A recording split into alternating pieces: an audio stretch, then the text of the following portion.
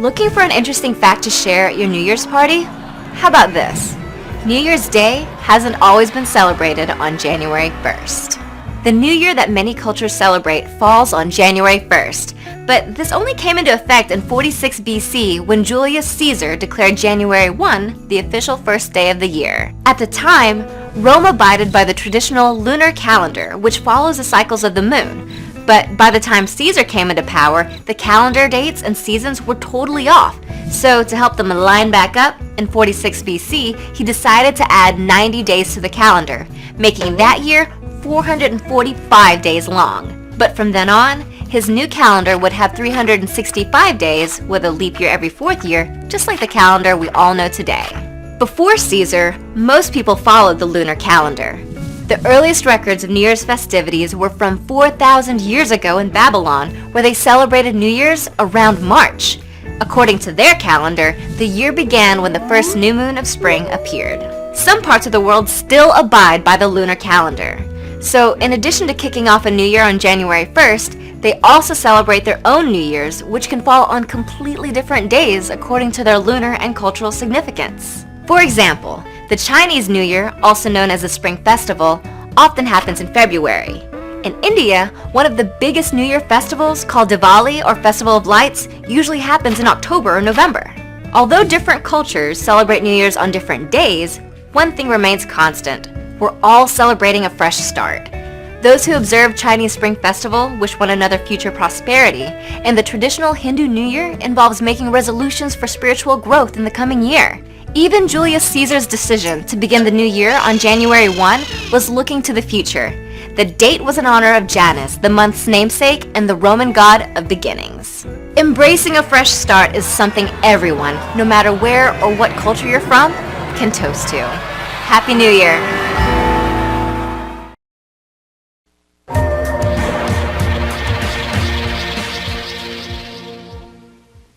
Welcome to the Real News Network. I'm Jessica Devereaux in Baltimore. On December 15th, young Congolese activist Jean-Marie Kalonji was kidnapped by armed men in the Democratic Republic of the Congo's capital city of Kinshasa. A week later, the outspoken critic of Congo President Joseph Kabila was found in a detention center at Congo's National Intelligence Agency. The government has accused him of being against a national dialogue between political parties. Now joining us to put this all into context is our guest, Kambale Musavuli. Kambale is a student coordinator and national spokesperson for the Friends of the Congo. Thanks for joining us, Kambale. Thank you. So, Kambale, the political leadership has been known to go after young activists protesting government policy by jailing them and even torturing them. Give us an update on Kalonji's case, and what do you make of the accusations brought against him? Jean-Marie Kalonji is a 29-year-old young Congolese activist. He's based in Kinshasa, the capital city of the Congo, and he's been organizing in Kinshasa for quite a while. I've known him since 2008.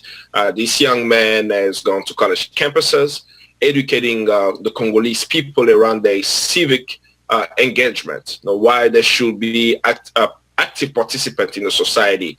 How can they engage in electoral politics and some of the local and social issues that Congolese people face on a daily basis.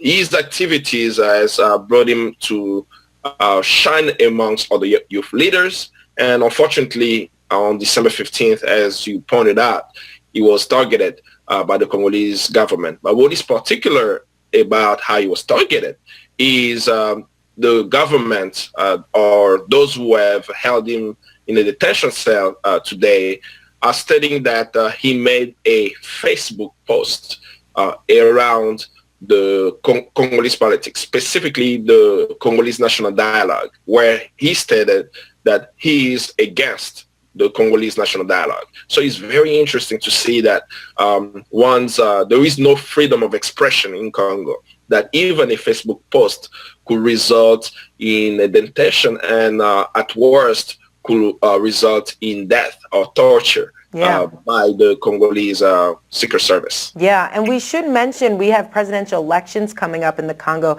in 2016, and we know Kabila will love to hold on to his political power and is proposing a constitutional amendment that would allow him to be granted a third term. So what is he doing right now in this moment to secure his power? The backdrop is that the Congolese president currently, the Constitution only allows him for 2 presidential terms. This is the Constitution that the Congolese people voted in 2006 in part of the referendum.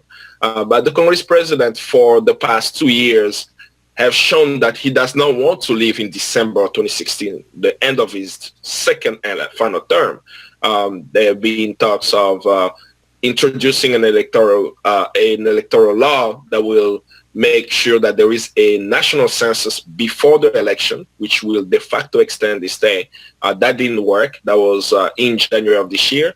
And now there are talks of having a Congolese national dialogue.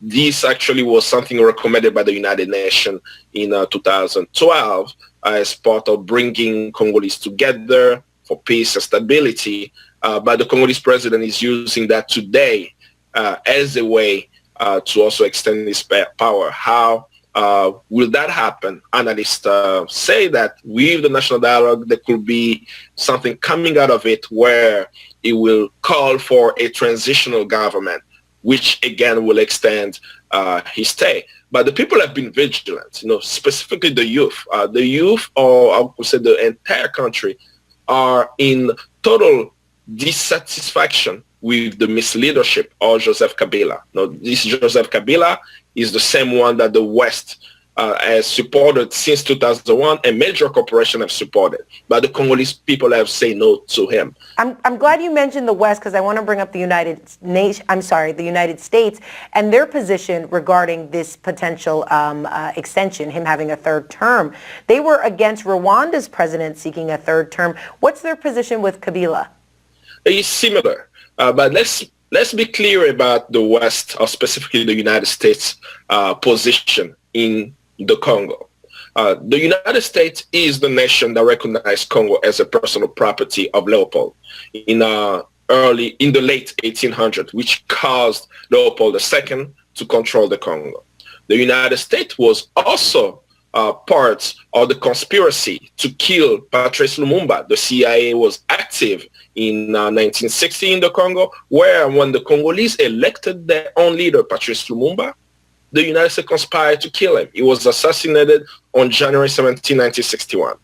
The United States, again, was part of supporting a dictator, Joseph Mobutu, in power for 32 years, as he replaced the will of the people in 1960, the assassination of Patrice Lumumba in 1965. Mobutu ascended in power with the support of the CIA and the United States. Not only that, after the West stopped support of Mobutu in the early 1990s, the United States backed an invasion of the Congo by its allies Rwanda and Uganda, which has unleashed the death of the millions of Congolese. Not only that, Joseph Kabila today was also backed by the West. In 2001, in 2006, the first presidential election, where he was announced that he was the winner. In 2012, after the result was published in November, the United States officially recognized Kabila as the president of the Congo, while masses of Congolese went out in the street to denounce the fraudulent election. So that's the backdrop that we have to look at. Today, when we hear the United States also state that they support democracy in the Congo, that they would like Kabila not to stay for a third term, I'm clear that I have to be very vigilant on U.S. policy, that as they're now doing subversive actions right now in the Congo, just as they did in Egypt, by supporting some youth groups with USAID funds, I'm clear that we have to remain vigilant, continue to fight, that it's not just about Kabila not returning, but it's also to make sure that Congolese are no longer slaves of the United States, that we are not always the place where the West gets its resources, but Congo is finally free and liberated. So that I'm clear of. As they make those statements, I want to make sure that people also know the battle is with the Congolese people who are fighting day and night to have a free and liberated Congo. And we're going to keep track of that fight, Kambale. Thank you so much for joining us. Thank you. And thank you for joining us on the Real News Network.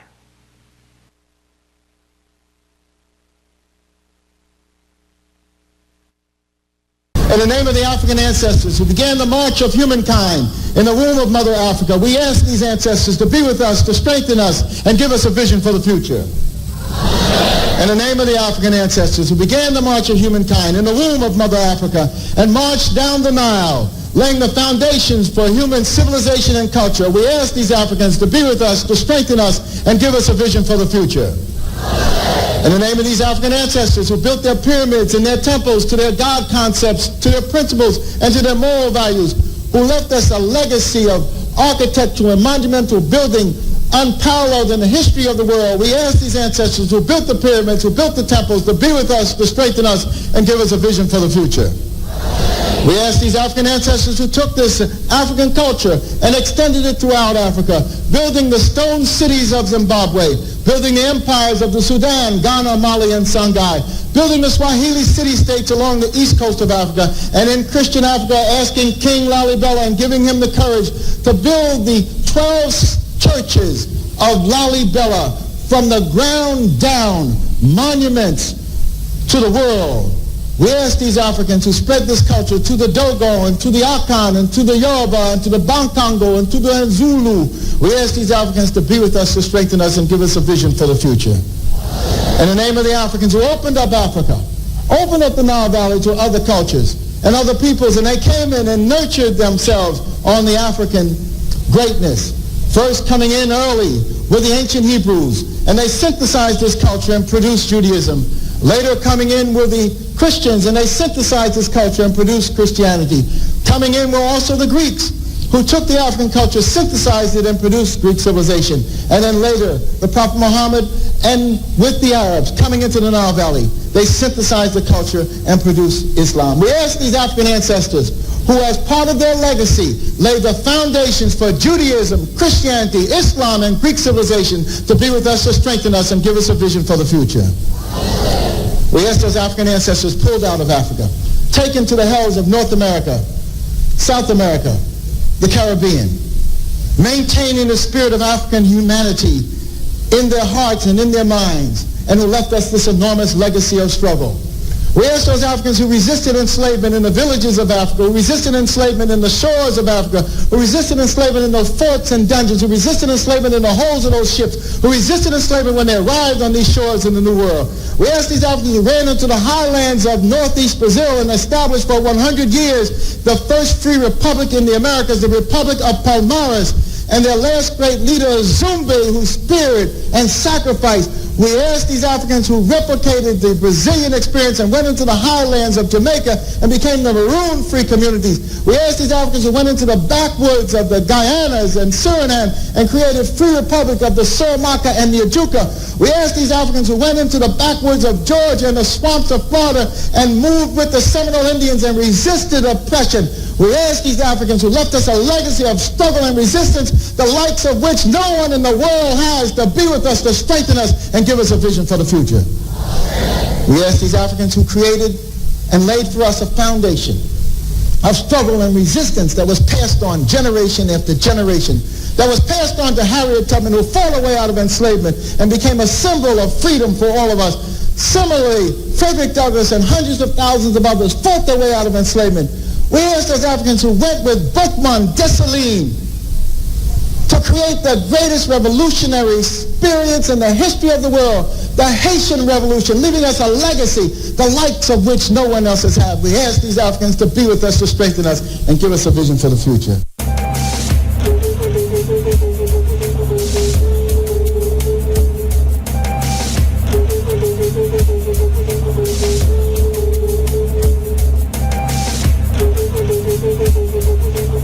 Free Africa, running Africa ni ahaye Jamaica. So what take kakase boso kadia. We are Africans not because we were born in Africa. We are Africans because Africa was born in us.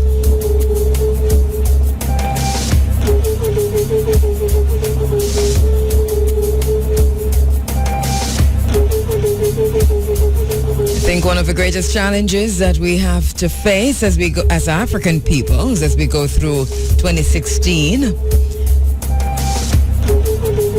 and part of a challenge that I threw out last week in this space remains, I think, for me, a challenge that I will continue to throw out inside of the Africa Forum as we go through 2016 as Asa G. Hillard III.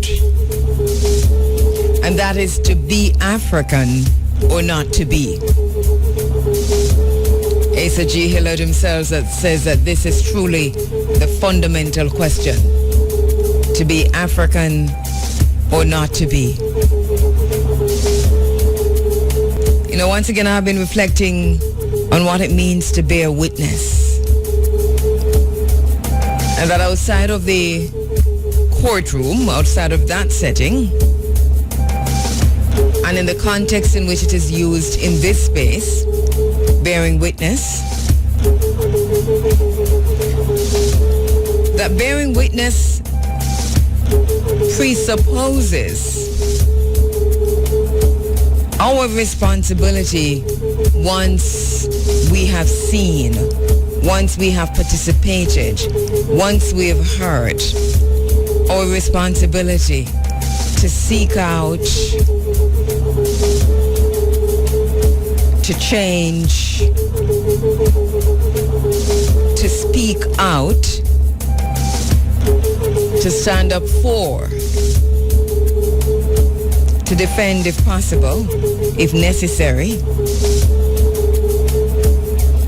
That embodied in the statement, embodied in the concept of bearing witness, is a responsibility that we have as individuals as to what we do once we know, once we have seen.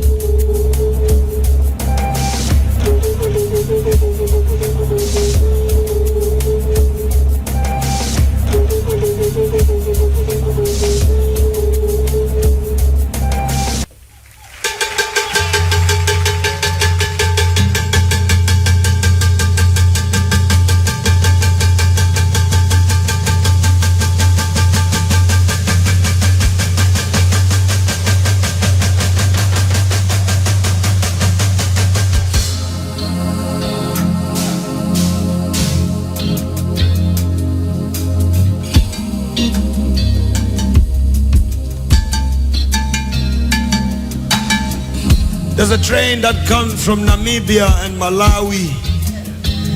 There's a train that comes from Zambia and Zimbabwe.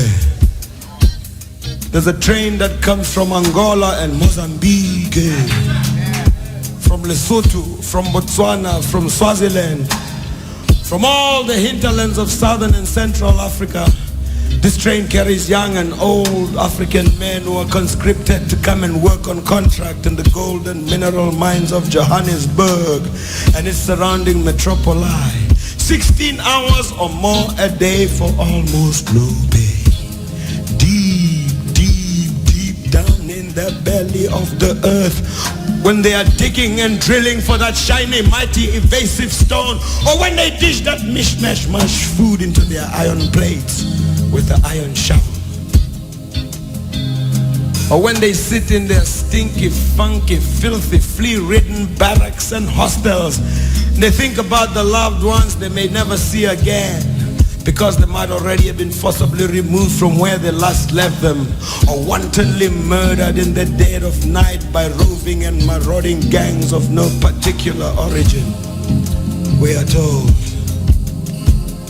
They think about their lands and their herds that were taken away from them with the gun and the bomb and the tear gas and the Gatling and the cannon. And when they hear that choo-choo train, a chugging and a pumping and a smoking and a pushing and a pumping, crying and a steaming and a chicken and a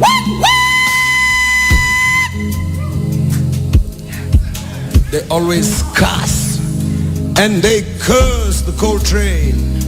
The coal train that brought them to Johannesburg.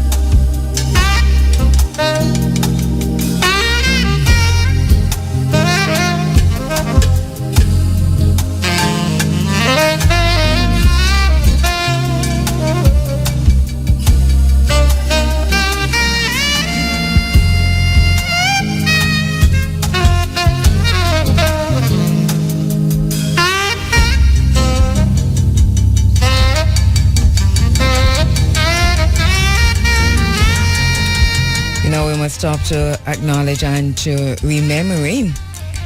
And this for me was really shocking news this last night, yesterday actually, when I heard that our dearly beloved sister, Dr. Frances Cress Welsing, had transitioned. And I know for many of you it is probably now a shock, as it was to me yesterday when I heard. Tried to interview her earlier this year, and was actually, she was on the top of my agenda for that chat going into 2016. It's interesting how close we came, because she had agreed to at least have a conversation with me, and we did try getting her on the phone a few times, but never quite made the connection. Dr. Frances Cress Welsing, the author of the ISIS Papers, The Keys to the Colors, a book that we must all have, that we must all read, that we must all know, a psychiatrist, an African-centered psychiatrist an historian who used her tool, who used what she learned in terms of academia in the best interest of the race. So our condolences to the family, to the wider Pan-African family, to her immediate family. Dr. Frances Cress Welsing, a brilliant psychiatrist who rejected conventional notions about the origin and perpetuation of racism. Her theories, lectures, and scientific papers have provoked controversy for many decades.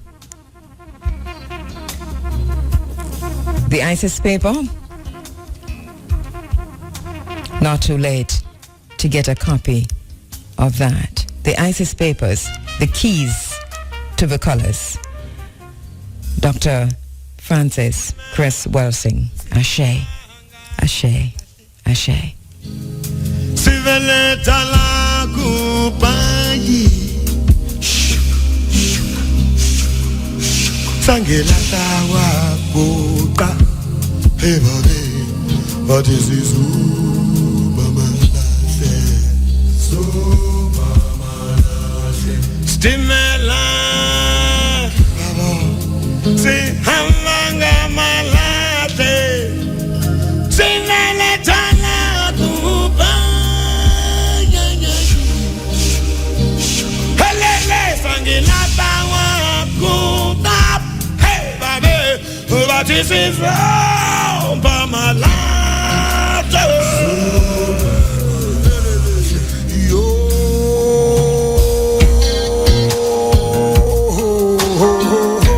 sitting you like on. Aha, I can't buy the way. No, but to see me now. She's a. She's feeling jealousy. Just see you in the mambe. Let me go, yeah. You need mama, but it's still man.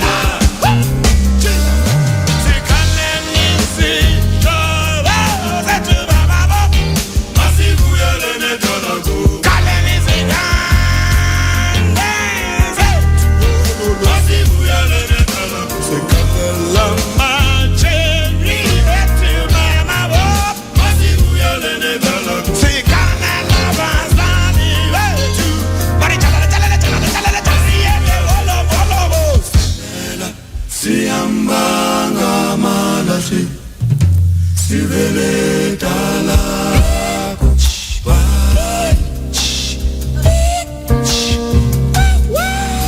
Simela Siamba Malasi Sivele talaku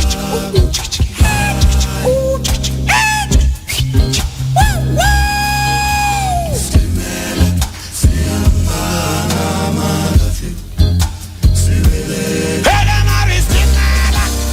Sound of Hugh Masekela there from the album called Stimula, The Cold Train.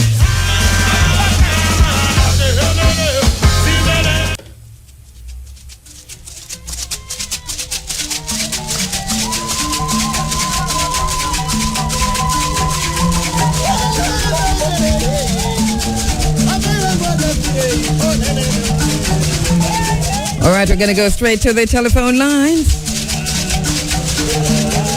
Hotep? Uncle Johnson, my brother. Life, prosperity, health to you for 2016. Cabo. Yeah. No, local story. Mm-hmm. You know, for me, I the In Search of God. Really? One of them. Yeah. Okay.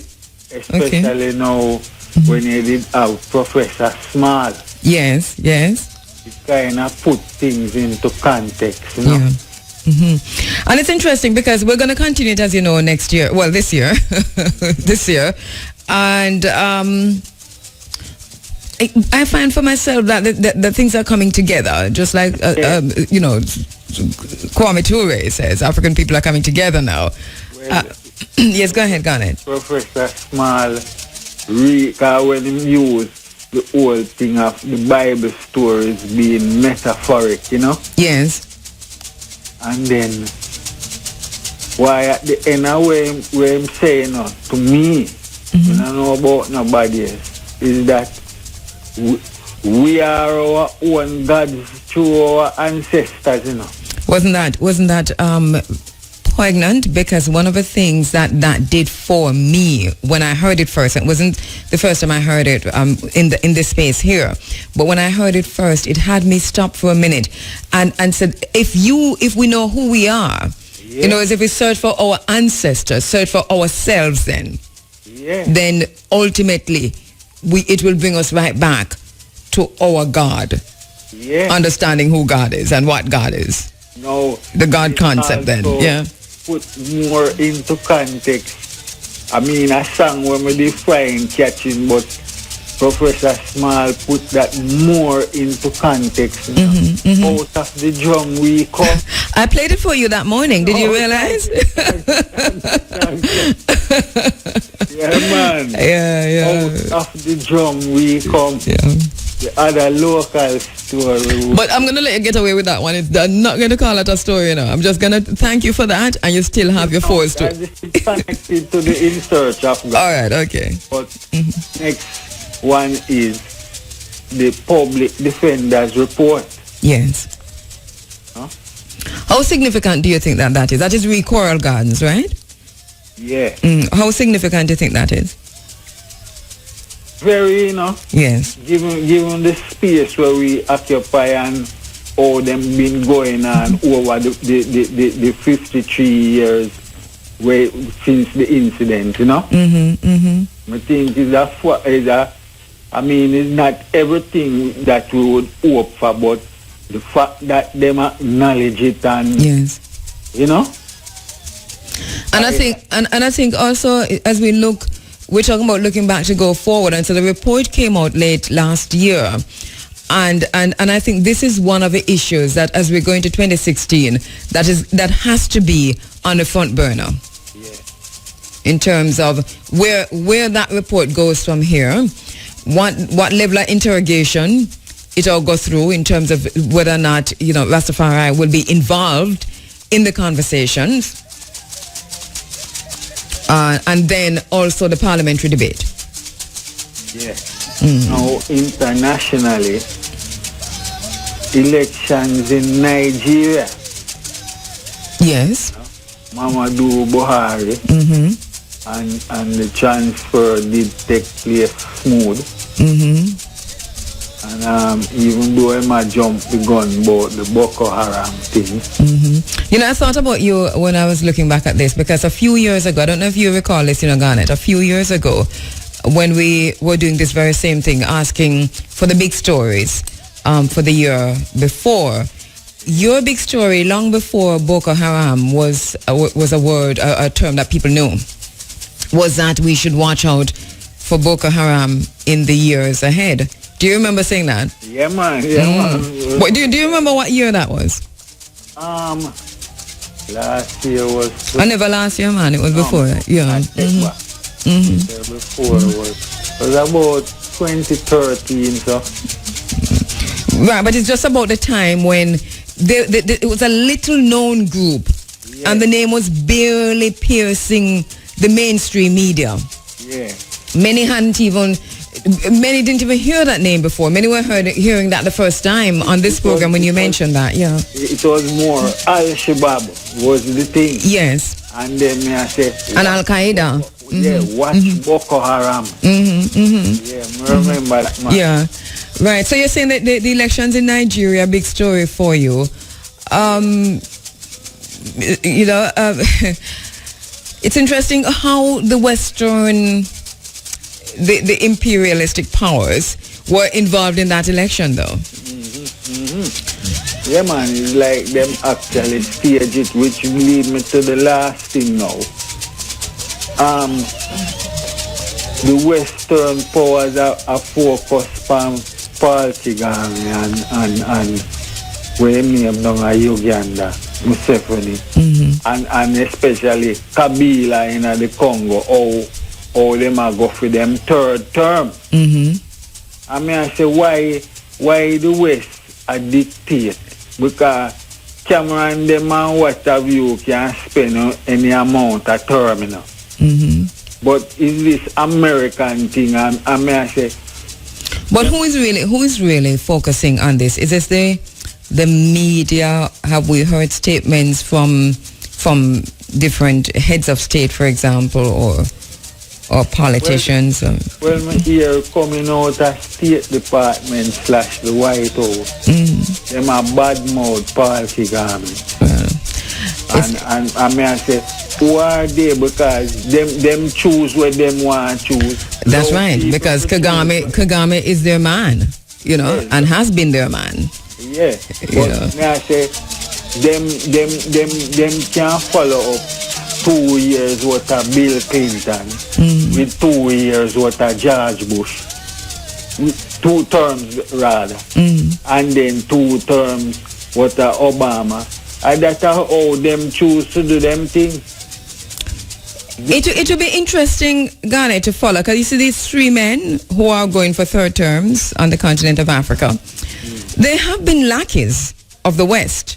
They are they are being propped up by the West. So I think we need to look behind it to see whether or not they are also, and I think they are, to see the extent to which they are now opening those doors to China.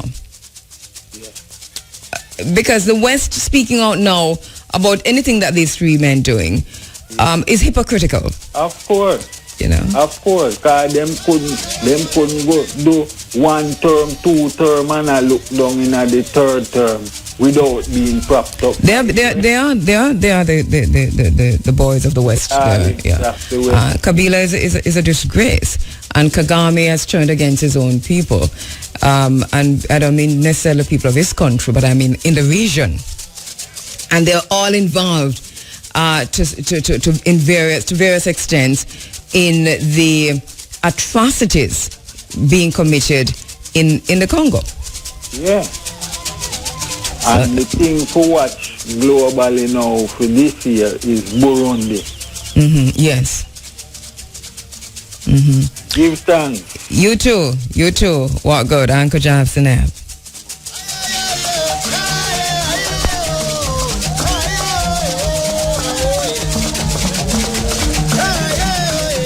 All right, very good points there raised by Garnet in terms of the issues to watch going into, the issues raised and the ones to watch going into 2016.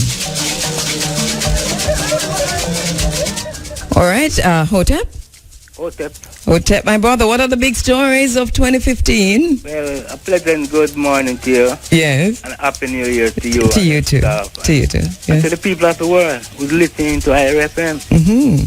My big story from the United States is Bill Cosby. There's more than 50 ladies come out to accuse him of sexual abuse, you know? Yes.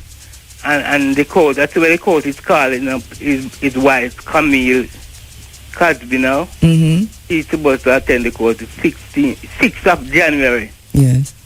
It's very sad to see a powerful comedian of the United States, a black man,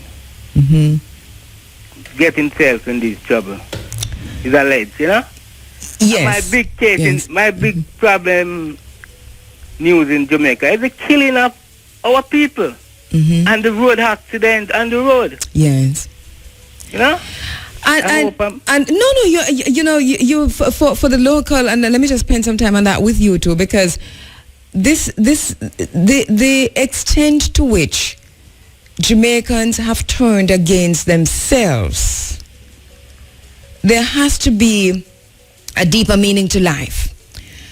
And where do we start is a question, because there's lots of conversation about crime, and I marvel when I hear the minister, what the different various ministers of national security talk about the numbers and the trending down, and we're supposed to have so many in the next year, and so on. And it seems to me as if there is no great concerted effort to really get to the root of the problem. It's not one thing, it's complex. So how do we deal with this, and where do we take it from?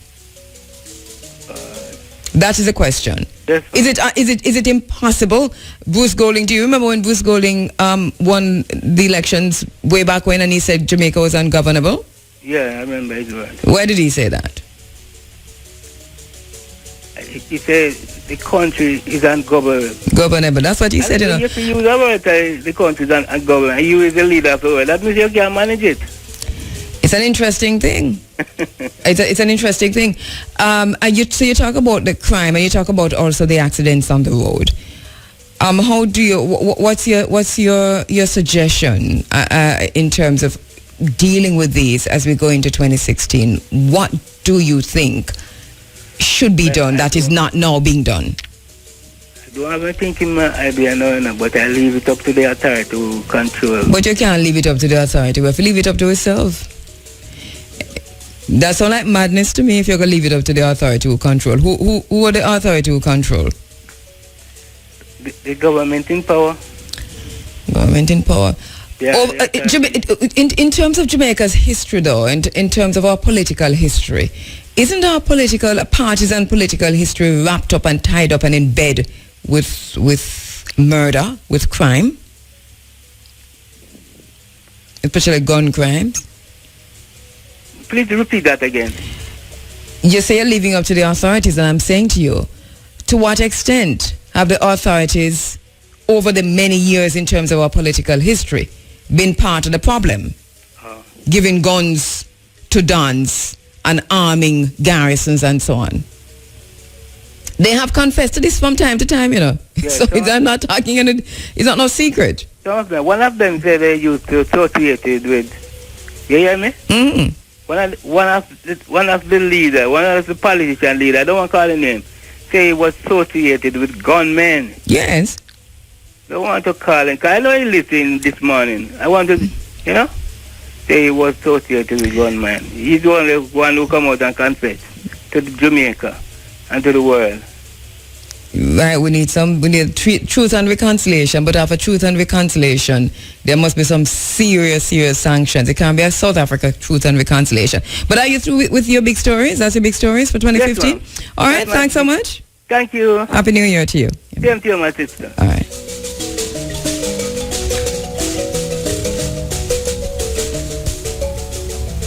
All right, you're inside of the Africa Forum. It is Running African, and we are taking your telephone calls or the big stories of 2015, and what stories should we be watching as we go into 2016. It's your morning, reuniting the African family for development. Your voice all morning until 10 a.m. Hotep? Hotep, man. Yes, greetings. All right, what were your big stories? What were your big stories for 2015? Well, miss, When me have to say about God and Jesus with them, man. You hear me? Mm-hmm. Yeah.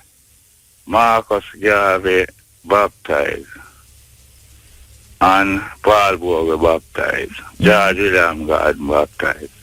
Then Martin Luther King baptized. Mm-hmm. And Malcolm X baptized. And Nelson Mandela baptized. And then up at top, you have Selassie baptized. And down at bottom, you have Bob Marley in the last part. Mm-hmm. So I say all of them man they were baptized and work with Jesus. According to your Selassie, he say, the love of Christ cannot be understood by a series of questions and answers. And a man's soul cannot experience deeper enrichment than the love of Christ. All right, you have all of that now. So when me want to find out now, you know this Christ business there, with God and Jesus, and them man they baptize, and we look upon them and they for certain things towards spirituality. So more like, no, where are they with this? No, were you there? Well, me see the love of Christ, I can't tell you Selassie I king, you know. I a Christian king, you know. The Hebrew must be a Christian king. Well, that's so good. That's... if you Selassie say that on that true, that way they may walk. All right, well, so, thank you for sharing that. Your point of view towards when me say about all of them, man, they will do that. My point of view is to thank you for sharing that and to ask you what are your big stories for 2015 and what stories do you think we should be focusing on going into 2016? All right. Apart from God and Jesus and them man, they will do them thing there. And we see that all the man, they great. Me I say education. Knowledge is information and skill acquired through experience. So me I say educated are the thing for all of them genetically modified poison artificial junk where we are here, where you them and we are eat. Cause we love caramel dumpling and me I tell you say, you modify corn and you modify flour with the toxin and you have until locked in when I flour and 40 different chemical mix. So me I say we can't look for the government for help if we feed have health for ourselves, you know. All of we together have to make this thing happen right now, cause 20 people are walk 3 lane. And diabetes, arthritis, cancer, throat, liver, kidney problem, and diabetes. All of them things that now have a medical business to help them people. So me I say, Jamaica, the first thing we used to export a bush, I can't to them, but we don't call it herb. All like herb, spice and so. And then take away factory there no on island, we can't buy island and thing there. Well, first thing they did, and we probably need to say who are they, but the first thing they did was to kill out the coconut trees. And they did that by under the false pretense that they were spraying banana or something else. And so they killed the coconut trees. The next thing they did was to tell us that the coconut oil was not good for us. And we turned our back on that too. But the point you make about genetically modified foods, I think that is one of the issues that modified foods. I think that is one of the issues that wasn't properly covered by the general mainstream media. We did our best here at IRFM and in the Africa Forum to shed a continued light on this. But one of the problems I had, and I just say that right out, was to get persons who were in positions of responsibility and authority to actually talk to me about what the government's plan was for the importation of genetically modified food into the country, and what is the current situation regarding that, and what are the plans as to whether or not they're going to label them and to let us know what are genetically modified foods. You talk about cornmeal. Yes. Many people don't know that. Many of our people who are sitting down eating that do not know. And would they eat it just the same? Maybe. But at least, give us the opportunity to make the choice. Me say we can do better. With some people we can't buy nothing else but cornmeal and flour and try hiding like 6,000 and 3,000 for your whole family. Then say we can't do better and we have to eat it. Though we know a poison that wicked, you know, miss. It is. Say sit and go kill her, kill her, eat it. Yes, and lack of knowledge. And also, like you say, they're thinking that we can't do better. That mere pure people say. Yeah. No, I hear them too. Man, yes, poor, you know. I hear them poor too. Man say, boy, we can't do better. We have in there then what about this? And yes, man, it's true. And then once we talk about the cornmeal is what like we could buy off of the shelf. But think about even getting corn seeds to plant. Well, that's a red corn seed. That again to me, so that in America, genetically, car watcher. 50 youth in a ghetto, we call ghetto, in a district. And 30 of them is bag juice every day.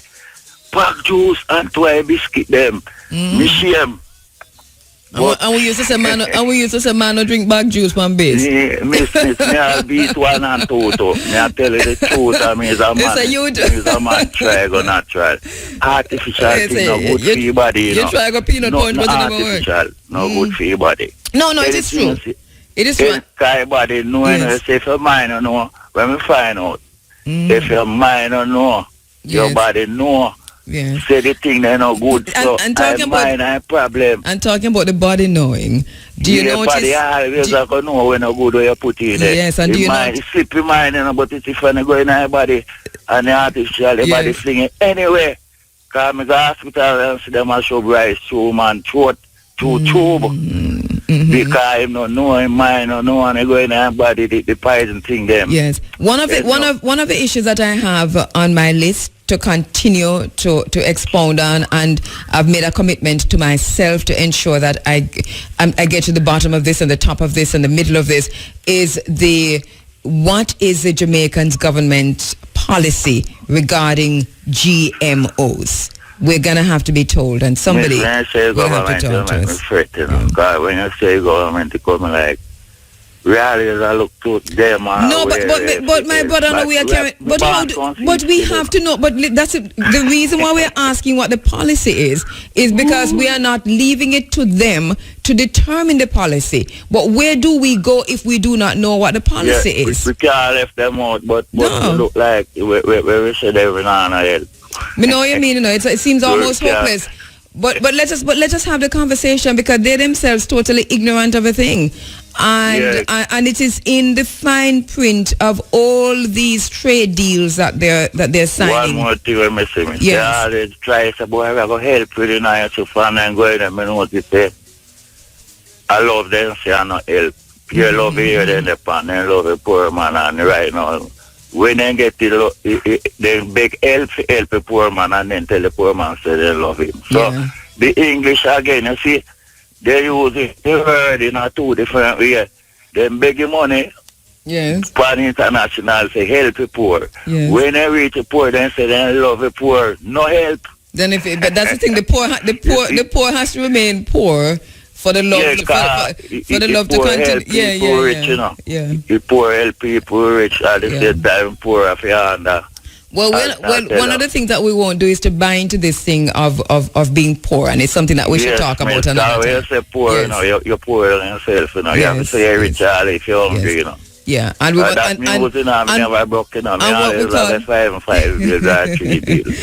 call poor, when you say poor, that means you're short of blood, you're short of energy, you're short of everything when you say poor. You're short of sight. Yes. Your knowledge cheap. Yeah. You have to say rich. Yes, and we are such powerful beings that if we buy into that idea of being short of all of that, then we become short of all of that. Yeah, because you have to say you don't have to say poor already, so that means that you have to say. Powerful point you raised, my brother, about the genetically modified foods, and we'll follow up on that into 2016. Yeah, thank you so much. Thing, 1 year about this God in Jesus, and where all of them great man, they will go in high town, so we can reach. All right, give thanks, my brother. Give thanks.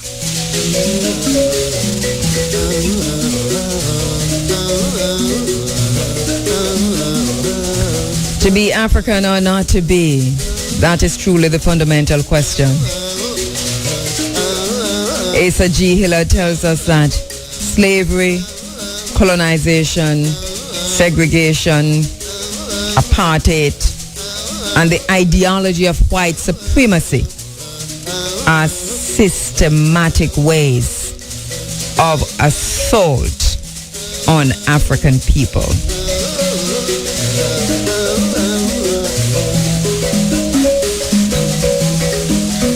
And we're throwing apartheid like beaches and genetically modified foods. All right, as we go back to the phone lines, Hotep. Tenestelen, my brother. Tenestelen. Welcome to the African space, the Pan-African place. You can. All right. What's your big stories for 2015, and what should we be focused on going into this new year? Only bad things, me I tell you. But then you obviously start yourself. Want to echo a punchline, which is not a pretty punchline, but the truth, you know. Yes. Black as star, or brown as chocolate bar, still not shining, even brighter than the star. Oh, breeze is near, not far. You don't know who you are. You see, the killings / crime in Jamaica, yes, and the region, and the rest of the region. Let me go to the root of this thing, you know. Yeah. Our presence here, you know, and in the west place where the scatters and dispersals, you know, is because we are the human cargo, you know. So, that is called, that take place during that time, you know, it is called the greatest crime against humanity, not so? Yes. You know, sir, that case they're not try yet. Yes. That case, if it's a crime, if a crime commit, they just have case and trial and all them things, don't they?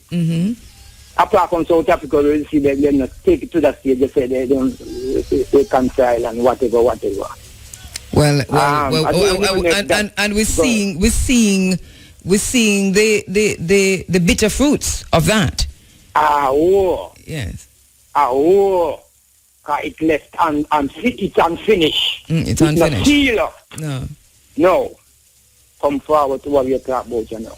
The case not try it, beloved. It not try. It not try it. So therefore now, if that case, that crime they not deal with yet. You see what take place in Jamaica, black and the rest of the region, black and black. The trauma, you know. The trauma. Deep trauma, you know. I mean, words can't describe the trauma, you know. Because we know everything what take place during the crime there, you know. Them hundreds of years of crime, you know. Yeah, I hear where you're going, my brother. Psychic trauma, I mean, at the psychic level. Yes. As a result. It's not just normal. Right. As a result of the transatlantic trade in Africans and enslavement of our Remember, you know, we are the black survivors. We are still here, you know. We are the evidence, you know. We still there, you know. In our great numbers, you know, dispersed all over, you know. Yes, and why? Sorry, why Professor Van Sertima is important in this statement, in this conversation right now, is the statement he made. Whether something happened 10,000 years ago, 10 years ago, 10 minutes ago, or 10 seconds ago, it occupies the same space and time in your consciousness once you become aware of it. And so the psychic trauma that you talk about is real. And the facts are deep. It is the depth of it is at the cellular level. Of course. Yes. So therefore, let us not marvel and wonder. But should we excuse? And do we allow, and you know we're talking about crime and so on, do we allow it to take its natural, or it's not natural about it, but it's a natural tendency to rise which part it rise and ebb which part it ebb? I mean, what do we do? Because what about the miseducation as part of that psychic trauma? What about identity as part of that? Exactly, because up to the time, you know, we are the human cargo, you know. Up to the time you have enough of the lips of the human cargo, you know. Out of the lips of the human cargo. You're an African. Me an African, me Jamaican, me Kitishan. Yeah. I mean, at many levels, and for, it is for us, and we must have patience with each other in the process of deprogramming the mind. That true. That brings the forward to the killing thing now, the murder thing. Up to that, the crime up to that level. What do we do? Yes. You see, having the consciousness of that trauma that I described. Yes. I, who is not in that walking dead level there of not knowing self. I who in the light of the consciousness. Yes. It is up to I now. I mean, I use the phrase I, I'm not just talking about Rastafari, beloved. No, I know that, yes. Good. I for collectively in the region, collectively do something tangible about it. Not talk about it. Do. That's right. And Mr. Franklin Johnson is one of the chief advisors to the Minister of Education. He represents part of the miseducation and the perpetration of the psychic trauma. And we know that because we read what he writes. And one of the last, for me, the last straw, and I've been reading him for a long time, and know that I made a promise to a Pan-African who has now transcended, that I would, even before she had passed, that I would use this platform to call him out and to speak directly to the Minister of Education about him being an advisor, considering his thinking. That promise I did not fulfill because I dragged my feet on it. And then we heard from Mr. Franklin Johnston that the CARICOM Reparations Commission is a Ponzi scheme. We heard him quoting a young girl who, because of miseducation and misinformation and because of the psychic trauma from it within her own, at her own cellular level, who said to him, according to him, why should we be concerned about reparations because black people sell black people into slavery? And he cites that as an academic source, because that's what he did. As a credible source, he cites that young baby in a primary school, saying that as if it, and held it up as a beacon of something that we should all aspire to.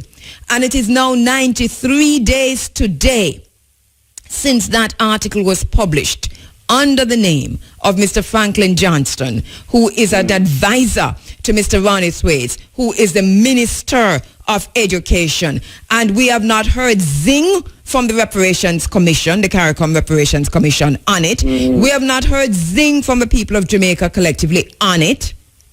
And the government, the state, and all those who form, remember, the Reparations Commission is put in place by the government. Okay. And he works with the government. And we're talking about psychic trauma, and we're talking about crime and violence. It starts at this place of miseducation, of hatred of self, and of hatred of our country, of our homeland, of the lack of connectivity back to and forward to Africa. It comes from that place. So that we'll always have with us, God forbid, crime and violence, if we cannot correct at this level the self-hate among our babies, that them imbibing, that they're and I use it deliberately, the word, from our adults, because it is at the cellular level. It is in the way our eyes are cast down when we see a white person in our midst. It's the way we use our toes to dig the dirt instead of looking in eye to eye, making contact with a white man. It is the way we change our accents, the way we speak. It is the way that we embrace, vulgarity from other cultures, as long as it come from white supremacy. Terrible. Let me go down the list. Reparation. Yes. No. Rastafari, because of the atrocities that is known, ought to be fully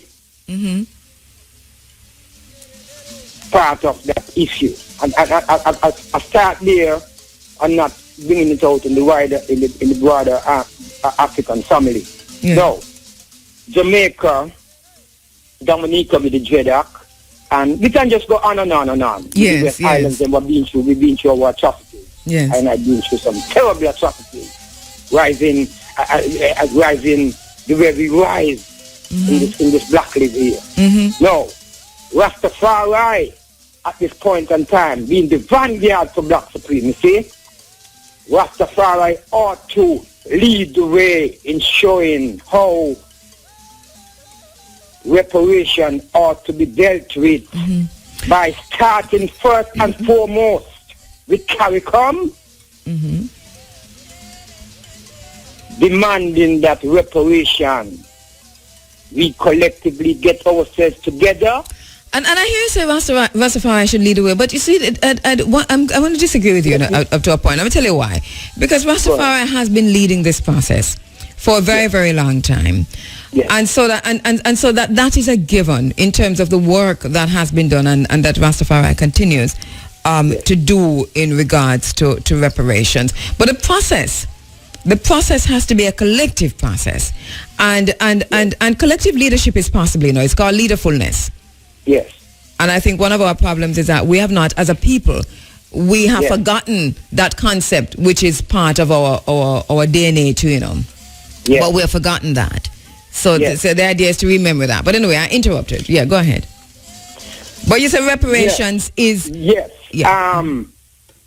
Even to the point, we do this by even being using diplomacy. We are saying to CARICOM, listen, the same reparation that we are demanding collectively as an African people, I, within your midst, was wrong by your governments throughout the region. We are ready to even negotiate. We are in a dire state of stricken poverty as a collective Rastafari nation.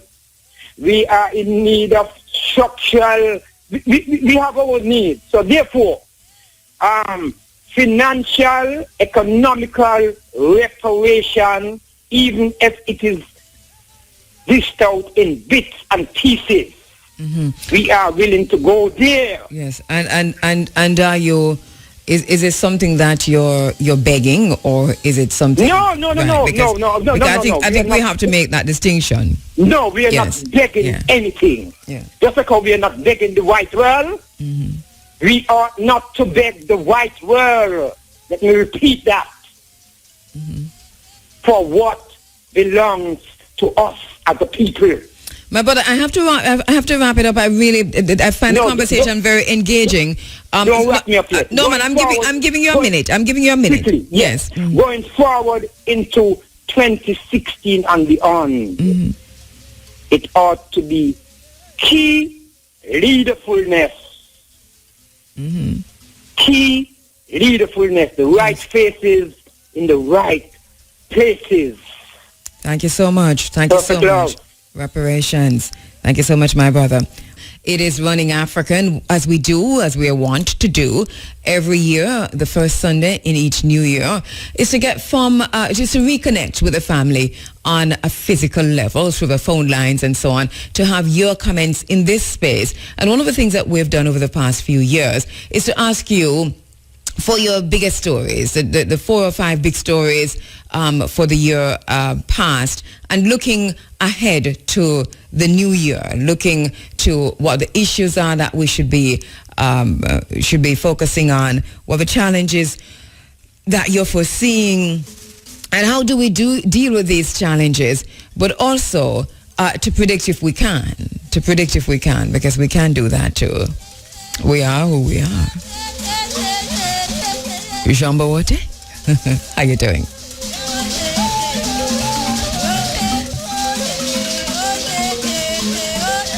You know, we talked about the... All right, let me take the call and come back to that. All right, let's go to the phone lines. Hotep. Greetings. Greetings and Happy New Year. How are you, Carbo? I am well, if you two are well. And the year starts and you're still here. Here I am. Well, give thanks for that, huh? All right. Not true? Yes. Because just to be here means you're present, you know. Present. And to present mean we still have hope. Right. You sound like very well. You sound like you're in the next room. You're sounding very, very clear to me. I don't know if that's true. Yes, like you're just the next room. Well, on go up the year can't clear see. And that's a good place to start. Yes. Uncle George Suneb, life, prosperity. And how's your husband? We're all well, thank you. And the family on a whole. And your family? Well, good the last time I spoke with them. Okay, brilliant. Give thanks, you know? Yes. And big up Jamaica said speed. Yeah, man, give thanks. So what are your big stories for 2015? What are those issues so many things happen in the year, my dear. Mm-hmm. But let us pick up some of the most phenomenon. One, yes. The FIFA corruption. Yes. The scandal that took place. Mm-hmm. You know, the whole corruption theory in FIFA, which is a world governing for football. Yes. Which was happening for years. Mm-hmm. And with an entity like that, the records was not straight. Mm-hmm. And money are fleeing right, left, and center. Yes.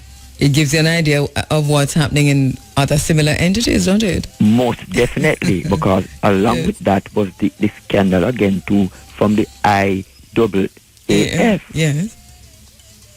And these are very big international bodies. Yeah, that was really a big story, and it is, and it continues to be. It started, much early in the year, and we got to the end of the year. Was it 2 weeks ago that we had those?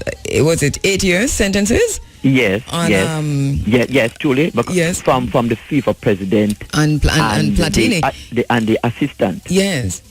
And you get the impression that it's not stopping there. It's just the tip of the iceberg that. So yes. I know a lot of people disagree with me on.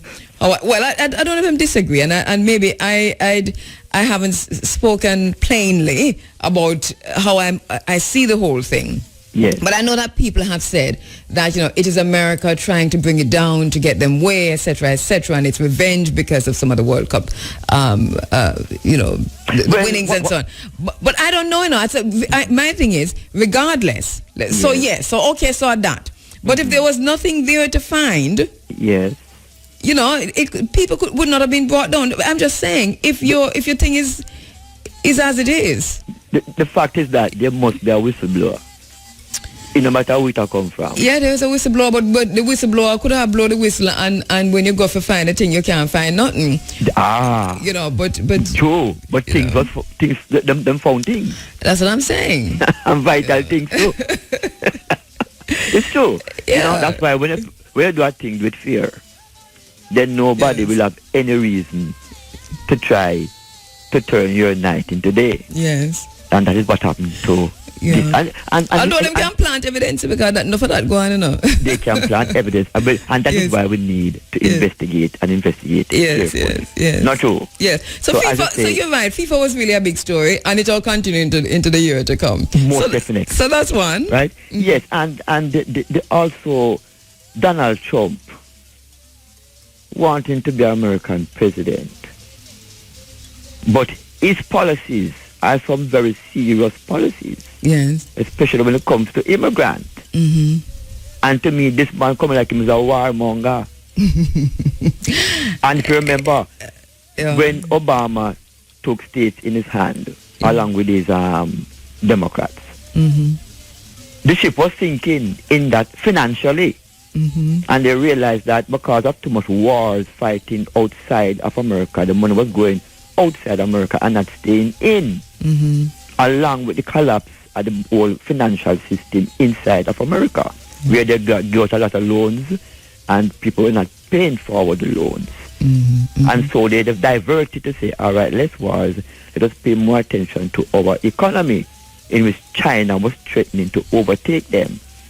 And now, to me, America is kind of on the way moving forward again financially. But then with Donald Trump and his policies now, are they going to maintain the same policies, or are they going to make a big change now? I don't know about moving forward financially. I think it's something that we probably need to look at again. China still, own America's debt. Yes. You see, for Trump, though, I don't know. I haven't been following him as closely as I probably should have. Yeah. I don't have much to say about him. True. Well, as far as I am concerned, the American presidency has not come up as yet. However, they are campaigning. Yeah, he's one of the most racist persons that we have seen in a very long time. And he does it without apology and with the backing. It reminds me of the days of a lynching, and he just represents. It's a Ku Klux Klan without the sheet. That is it. No, he is definitely one of those guys. Yeah, yes, brother. Thank you so much. We have to wrap this. And even though the baby scandal locally was one of the biggest local issues. Yes. And the health sector really need to get them act together in moving forward. Right, and it must not be politicized. No, never. Yeah, thank you so much. Give thanks, my sister Carmen. Right. Enough love to you.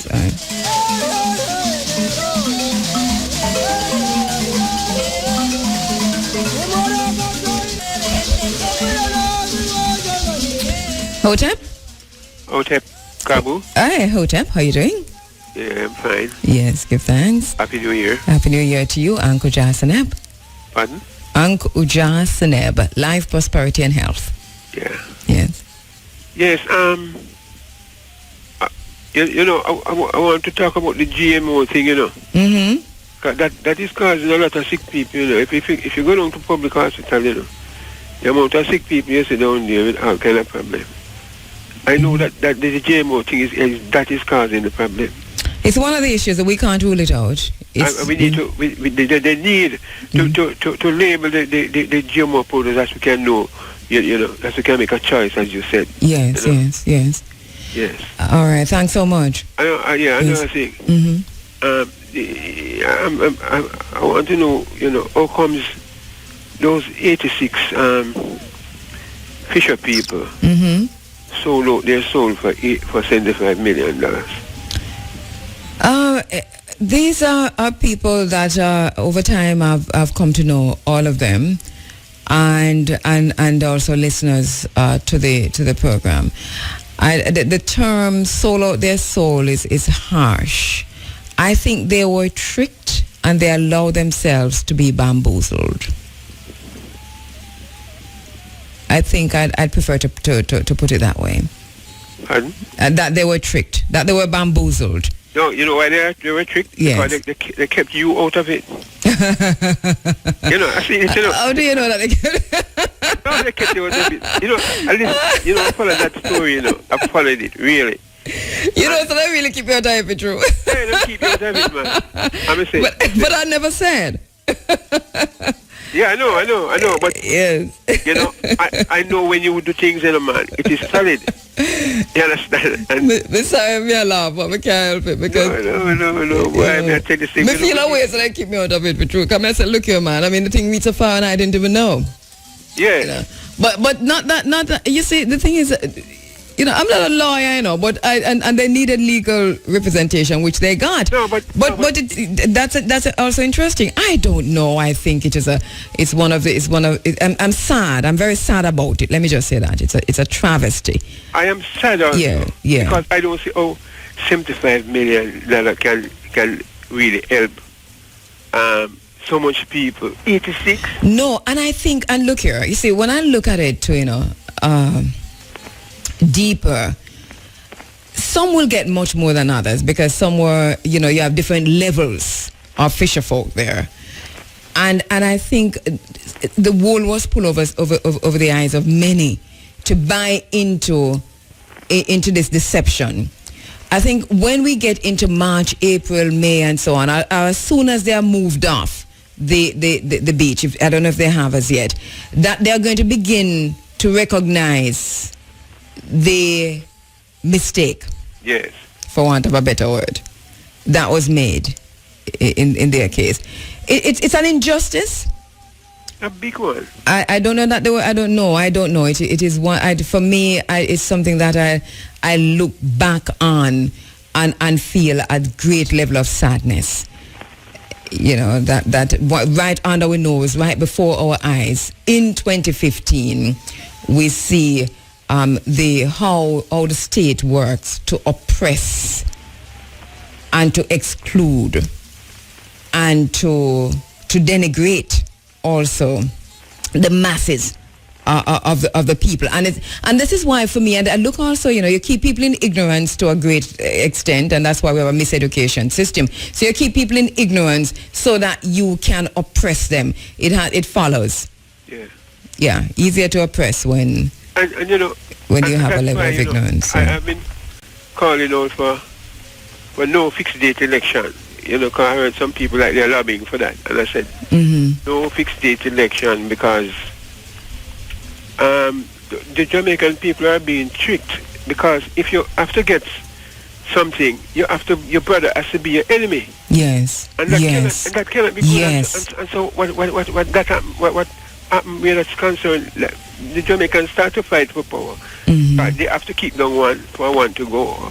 So and that's because we don't see ourselves as part of a wider family. There's no ideology. The culture, I don't know what's happening. Culture is not static, but attitudes and values. What do we value? What about family? And what does family mean? And what does family come to mean in Jamaica? And that is why it's easy for politicians. This has been perfected, in pitting family against family, even over colors. And when family members fight over green and orange, you know that we've got a problem. Of course not. We cannot have a fixed date election. There's no way we can have that. But so how you see this fixed date election being a negative thing? Yeah, because when you know that even in the police force, we have a small handful of people carrying down the police force. It's the same way. A small handful of people look at the government, look at the things that make the government in power. Yeah. And they use it, like violence, and other things. Yeah. And I emphasize on violence. I said Jamaicans are too violent. You know what I mean? Look at the case with the woman in St. Elizabeth? In Portmore. Oh, Portmore, yeah. They place a flag on her and she go talk about it, and them kill her. And then shortly after, even though they have said that the police have said that there's no direct connection, but I had to say that because we in a public space. But I get the point you're making. But I was driving through St. Mary last week over the Christmas holidays here. I go look for my mother, and I go through. I'm disappointed. I mean, orange flag everywhere.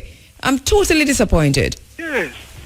What you're saying, is that you're reminding people that you must vote for this color. Yeah, and I think the members of Parliament can do better. I think they can do better. I think they can lay down the rules in their constituencies to say, listen, no flag pan, no light post, no flag pan, no tree. They can do that. Let us try it then and see if it works. Yes. But don't talk about, how the 1980s went. Well, I was in St. Mary High School in the 1980s, and I can tell you something. You remember our uniform was green? Yes. Oh, you managed. So we were traumatized. Of course. I mean, traumatized. Yes, you must. They need to take out of this thing, man. Then we need to deal with issues and stop with spoils. Yes. Because I can't really understand. People just take a little handful of that thing. And then afterwards, as the next 5 years after that before anything happens for you. I'm going to go back to the question of values, my brother. I'm going to go back to what do we value? What is the ideology? What we hold on to? What is dear to us? How do we see community? How we see family? How that has to be rebuilt, and it's not going to happen overnight, and it will not happen in the manner in which we are going. We have people in leadership positions who are hell-bent on destroying the very fabric of a Jamaican society in the name of partisan politics. But I have to go, but I'm going to give it a last word. Go ahead. No, sir, I wanted to say just give me another half a minute now. Yes. You know that I am the person who asked you the other day when I heard you say you're in search of God. Yes. And I said to you that I explained some things to you, but you said you would come back to it, but I don't say anything. Well, because it's a process, and I know you're listening keenly, and you must recognize, I think, that the process is very slow. And I'm deliberately taking it slow because I came out of the miseducation and the white supremacist thinking, sure. and so on. So I understand that the process is, we can't beat people over the head with a lot of stuff. We have to walk back through the very same path, using the same terms and so on to find ourselves. And remember, now, it's not in search of God; it is in search of our God. So that is our names that we're looking for, actually. No. The God is a universal person. We have to search for the God of the universe. No, but you said the God, and I'm saying our God. Yes. Right, and I'm deliberately saying our God because God has been recreated in many different ways. Yeah, that is so when we find our God, we find. Okay. Yes, I understand. Yeah. All right. So I'm saying that I respect you so much that I really want you to really come close that thought, I need to hear your conclusion, really. Yeah, no, I'm going close for now. It's a long process, but thank you so much. I really do appreciate that. Yes. Yeah, well, it's going to be a lengthy process. I'm very aware of it. Okay. All right. Thanks so much, my brother. Enjoy the new year now. Yeah, man, you too.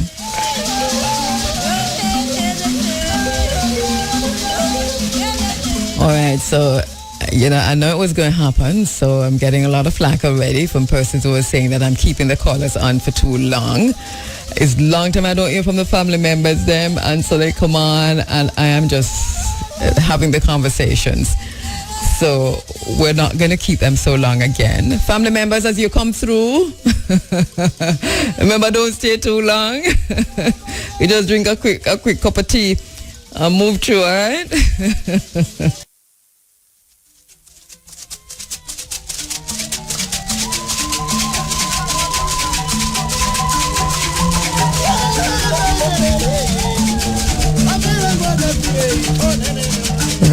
A very special morning to all of our family members. Thank you so much for being part of the Africa Forum over the many years, and for those who are new family members, welcome to the family. It's an ever-growing family because our vision is to reunite the African family for development. So it's a very large family, and there's always space for many more in terms of the development, reuniting the African family for development. Reuniting the African family for development. All right, let's go to the phone lines. Hotep? Hotep, my sister. Hi, Hotep. Good morning. How are you? I am doing very well, Uncle Jocelyn.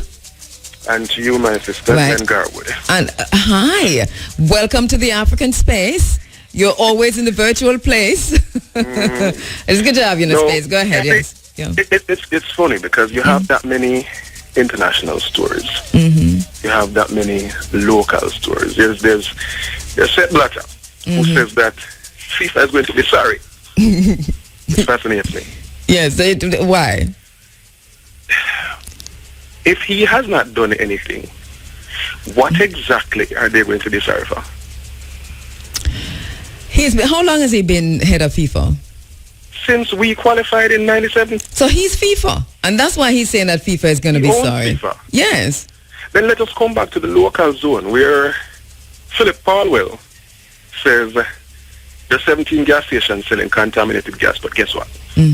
We're not telling no which 17. All right. They have closed them? No, they're still open. But I thought they were ordered closed. You have to understand, vary it in English. Ordering closed does not mean it's closed. Okay, so the order take effect when? Whenever they feel like. If they never feel like, I suppose they never will. And you know, I saw Apka Fitzhenley tweeting last night about some developing issues regarding that whole situation. You know, we'll probably hear more about it later on. But this is one of those stories that really has legs. You know, one of those issues because so much has gone. How did this happen? That in itself is merely a distraction. What distraction from what? I don't know. If I did know, then I'd be Superman. No, but hold on. No, you say what is a distraction? The fact that you know how Jamaican people get distracted by many things. They get if back in the day, if the gas price go up a riot, right? All right. If something we don't agree with, we riot. This is a test run, and this is Okay, I hear what you're saying. You're saying that it does look funky. You say everything is connected and something something is. They just stick this one in there just in the nick of time, and virtually nobody reacts to it. Something is wrong in Denmark. Well, they come out in the Christmas holiday. Nobody not gonna react. Nobody don't know. Everybody not busy at party, man. Well, that's the thing. People don't know. A lot of people don't know. People are hearing, wondering what mayor you're talking about now. What? You better tell them what we're talking about. By the way. No. Everybody should be familiar with it. No, believe me. I know not everyone is familiar with it. We have been getting contaminated gas for the last year. They have pinpointed 17 gas stations. Hello? Yes. They have pinpointed 17 gas stations. Gas stations don't mix their own gas. In spite of everybody saying Texaco adds this and this one adds that one adds that. When the gas leaves Petrojam, it goes to a gas station to drop off. And when it goes to the gas station, it drops off. Now, if somebody stopping somewhere and cutting the gas and adding the gas, then that gas station is going to be calling the supplier to say, well, your truck leave X time and it should have been here by Y time. I don't see it. So the owners going for help on Petrojam. You can't name 17 gas stations because you don't have 17 to name. And if we as a people can do that to them full story there. I hear what you're saying. Look at this. No, this particular. No, I hear you. This particular one you say it requires some amount of critical thinking. Thank you for that because I was accepting it. Well, I don't know much about it either. I mean, I know that it's happening. I haven't been spending enough time figuring out what is happening here. But I hear you saying, let us look at this one closely and ask some questions. That's a definite. All right. Now, you attempting to awaken within your people, within my people, a realization of who their God is, as against what they've been taught, is going to be a very tough task. You know why? Yes. You're looking at 400 years of indoctrination. Yes. 400 years of indoctrination, where in spite of the fact that Jamaica is a Christian country, so to speak. And if you go out on the road and you say to somebody, say, boy, you know, say me I go to church tomorrow. Then say, yeah man, a good thing that. You say, Baptist church, Anglican church, that the church. But you ever tell them, say, yeah, to Rasta tomorrow, man, that's why I'm your dog, me and your supper. So you focus. I'm happy you're going slowly. Yes. I'm happy you're going because believe me, yes, it is going to be an uphill task. It is. It already is, and it's coming from every angle, including Rasta angle. So it's coming from many places. Now, last but not least, China. Yes. I'm going to spin you a scenario, and then you spend the rest of the morning looking at it in the back of your head. Yes. You're aware that China building the new road coming in brought in a barrage of equipment, large equipment, trucks and stuff. Yes. Where are those going to go when they leave? When who leave? when China finished the highway? China is not leaving. This is settlement colonialism. Okay, no, I'm happy you understand that. Yes. Now, that is where our problems have been throughout 400 years. They've been running a relay with us. From the Spanish to the English, from the English to America, and America is about to hand it off to China right now. Yes. All right? Yes. You tell me what would happen. China is in control of America's economy. Yes. There are a bunch of things that America is not doing that is not making everybody happy. Now, what would happen if Goat Islands turned out not to be a logistic center, but a military base? So you thought... So no, but but I didn't think it was going to be anything else apart from a military base. Now, what happened if it is turned into a military base is that China now is sitting right in America back door. And that's why when Barack Obama came here the other day, he said what he said about China. 'Cause it is a cold war, regardless of what they want to call it. So I know you said to think about it after you're done talk, and I said I'm not keeping people too long, so let me let you finish. Go ahead. We need to be very careful because in 400 years, our liberators have always been our enslavers. It's about to turn once more. Well, goodness is my brother, you too. Solid point. Thank you so much.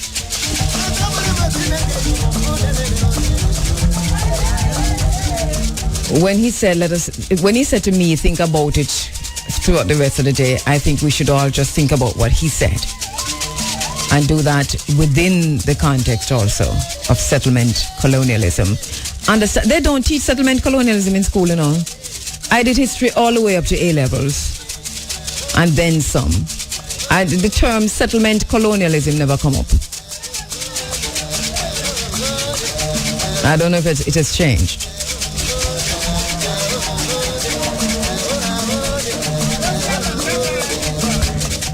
Our brother Asa G. Hillard says the fundamental question is whether to be African or not to be. He says the decision to be African is a decision about membership in and commitment to a global family. We're going to talk about that as the year progresses. Hotep? Hotep, Cabo. Hi, Ank Ujasaneb, Life Prosperity Health. I can't find any life. I can't find any prosperity and I can't find any health. I don't know Babylon take it from me, even them all 2 times that year I get poison. I zeal, Yes? Yeah, man, 2 times them poison me that year straight. Not 2016, 2015. You mean like food poisoning? Yeah, man. I mean, I eat from people, no time at all, Cabo. Me that coffee piece right now, me I suffer, me I dead, me nah no family, nobody, nothing help me. Rastafari, I water, run out of me here because I poison them, come poison my food in my place, and I have to eat it right now, my body there, I restrict against it, and me can't, a guava leaf, me drink a guava root, me can't eat nothing, me nothing can't go in, and me nothing can't come out, and me mash up. Wow. The amount of reggae music when I write, the amount of voice when I have can sing, the amount of lecturing and the amount of nearly too big. I'm not a part of a diplomatic field where we get to extend help out there. I wasn't because from a little youth, me I suffer, my father, my mother never have nothing. So look here now. I beg Usain Bolt and Veronica Campbell and Rocket Packet, Chilean Fraser. To give out a thought, for them thought on reparations for we Jamaicans. May I beg them, please, as IZ, may I beg them. Yeah. Push out a thought for Jamaican them on reparations and the Caribbean, because Mr. said that is a platform. Yes. So we need to use the platform there. Interestingly enough. Usain Bolt have one of the greatest fan base in the world. May I beg him and may I ask you if it push her into. Yes. On that platform for reparation. Yes, thank you for that. But I'm concerned about you. Do you have assistance? I mean, who? No assistance and nobody. I can't get no help. Me there. So what about the community? I'm little animal. They in my place. I said out and did nothing. Go out and me go. Me suffer. Me suffer. Yeah, that's on the way. That's on the way. What about, can we just ask one of the Rastafari, the members of the Rastafari community to reach out to Isaiah? I mean, people know you and they know where to find you, right? You can publish my number on the radio, but if you don't want me to do it, I don't want to do it. They don't want you to do it, but I prefer they call us for your number, all right? I know somebody will reach out to you. All right. Give thanks to my brother. I know somebody will reach out. So we'll call and leave back your number, all right? All right. Yeah, man. All right.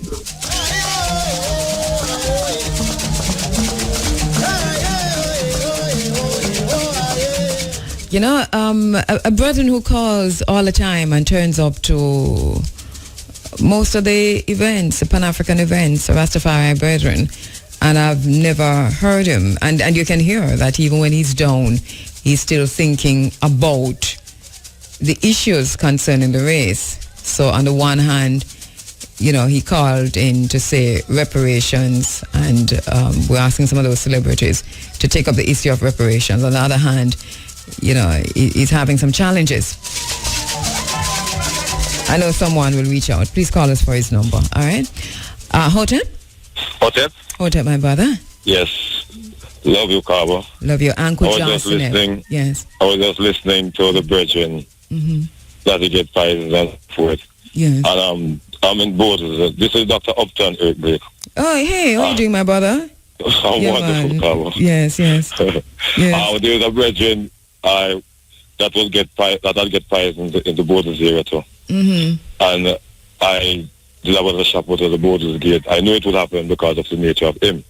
Okay. And I just bought a permanent take a bicycle ride, go up the Otep and take up a little bottle like the small Zion bottle. Yes. And give to him. And if you come to Borders train line right now, that brethren is out there. Okay. I'll give him some to distribute out there. Borders train line. Yes. It correct all the problems in the world. Okay. Everything that affects human beings, even cure HIV, AIDS, and prevent it. Right. So that brethren, I would like to give a number where I could assist him in getting those poisons from his body voluntarily. All right. I send a quad for him. All right, then. Thanks for calling. No, before you go, Cabo, yes. I wanted to share something else with you again. Yes. On the election base, I am the only candidate representing the People's Political Party side by Gavi. But I'm bigger them using the MGPPP. Okay, you're the only candidate? Right? I'm the only candidate in large general election. Okay. Which area are you running in? I'm in Southwest St. Catherine. What I am lobbying for now, Sister Cabo, is that when I nominate in Southwest St. Catherine, the people that needed help and love from I could also participate in voting in their constituency, because Sister Portia said no one should oppose me. And if I had people in this movement with me, then they would oppose me. And because of who I am and what I'm getting done, I must not be opposed. So I wanted the privilege. You must not be. What do you mean you must not be? I don't understand that. What do you mean by you must not be opposed? You must not be challenged, you're saying? Because there are some scientific findings among the people, the condition of the people, the health condition, the mind of the people. The people are stating that corpus et mentis, mean they are lesser beings. And that's the term that we need. Really, I negotiate on when I'm speaking to Her Majesty. But you think you might be patronizing and condescending? No, Sister Cabo. When I try to, in few words, because we're taking up time. Yes. When I try to explain the condition of the people and the state of the people, when I use this word, corpus et mentis, Her Majesty said, yes, Mr. Blake, I identify exactly the condition that the people are in. Who said that? Her Majesty, the Queen of England. Okay. I'm very special to her now. So when I speak with her and I use that word, Sister Cabo, so that's in Southwest St. Catherine, for my election expenditure, Sister Cabo, I share medicine, roots medicine to people. Yes. So for argument's sake, a quarter of my stuff would value 20,000 US. I will just break it down and give it to the people and say, give me 1,000 to pay my fare and so forth to come and give it to you. And I will put in for a proportion in my election expenditure. Well, look here. So automatically I'll make claim to Parliament, but I will give roots, look here, medicine, Yes, we have to go, but I thank you for this call. A lot of what you have said, I'm not seeing, I'm not hearing, I'm not getting. But I know we'll talk another time. Second for the next Gavi movement. All right. For the next Gavi movement, I would like to make my presentation. Right, Carbo? Well, you make we talk. Me not promise nothing for the ear. But make we talk. Give thanks. You make we talk. Me not promise nothing for the ear. But make we talk. Give thanks. Well, that's the thing. Yeah, exactly. Give thanks. New Year. All right. You and all staff and members of the family. Yeah, man. Give thanks. From the glorious kingdom. God bless. All right. Bye.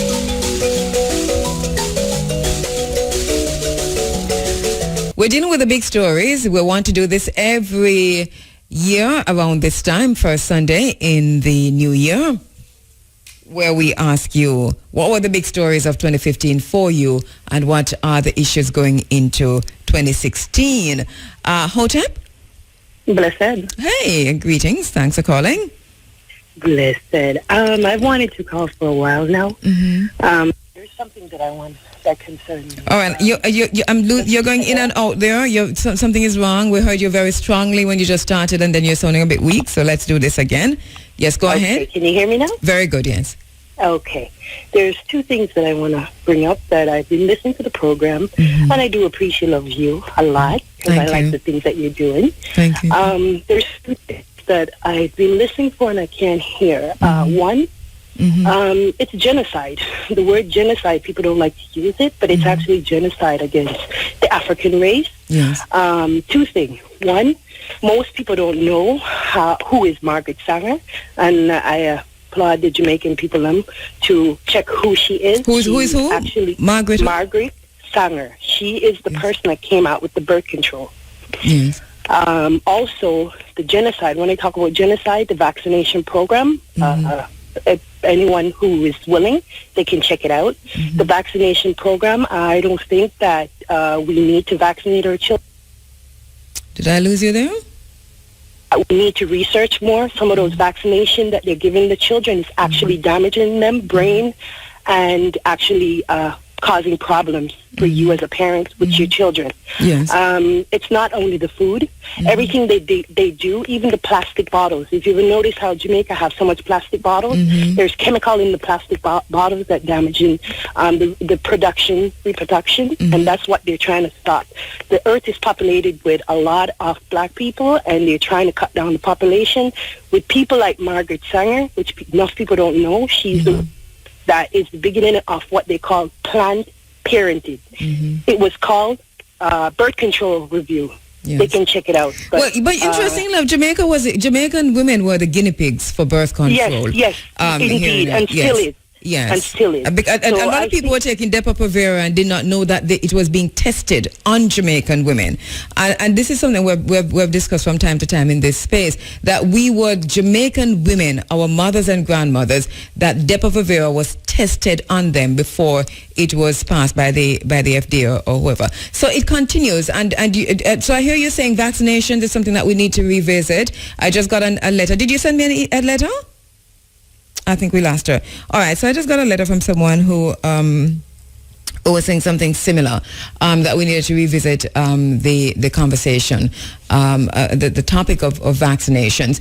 You know, the last time we really went all out on vaccinations, there was an attack from the state back at me in a very, very serious way.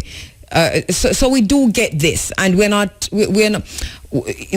understand that courage is not the absence of fear, but that there is something greater than fear and that has to do with the liberation process. Understanding also that this is a revolutionary process, the process of liberation, but at times we pull back. And so we've pulled back from vaccination for a little while, but it's time, as our sister is saying, to bring that to the fore again in 2016, which we will do. So we'll add that to the list for 2016. Thank you so much, my sister. If you could call me during the week at IRFM, I would appreciate that. Africa, running Africa ni ahaya Jamaica. So what take kakase boso kadia ewo IRFM.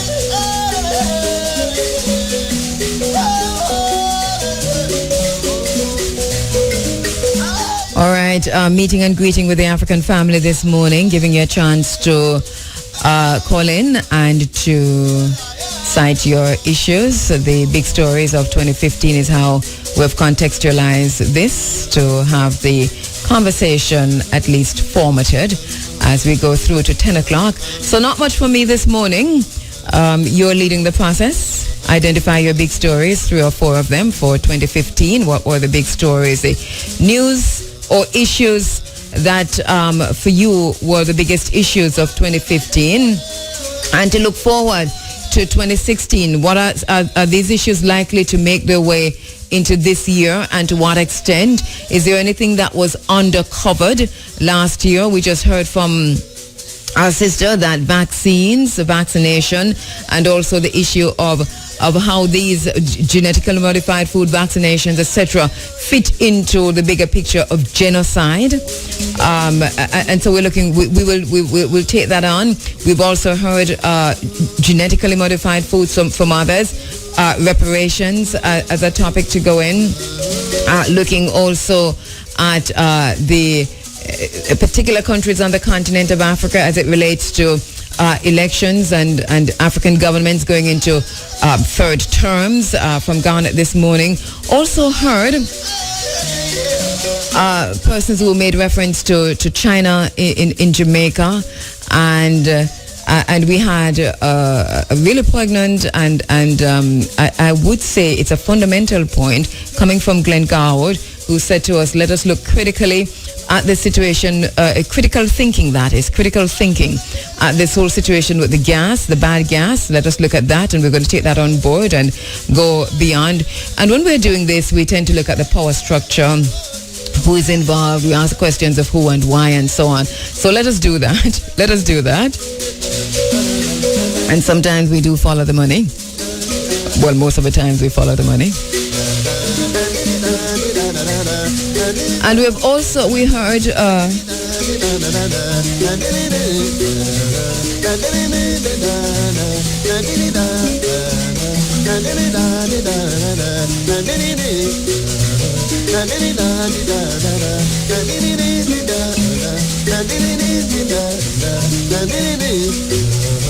all right, so we've heard a lot about psychic trauma, miseducation, and that I suppose will take us into identity.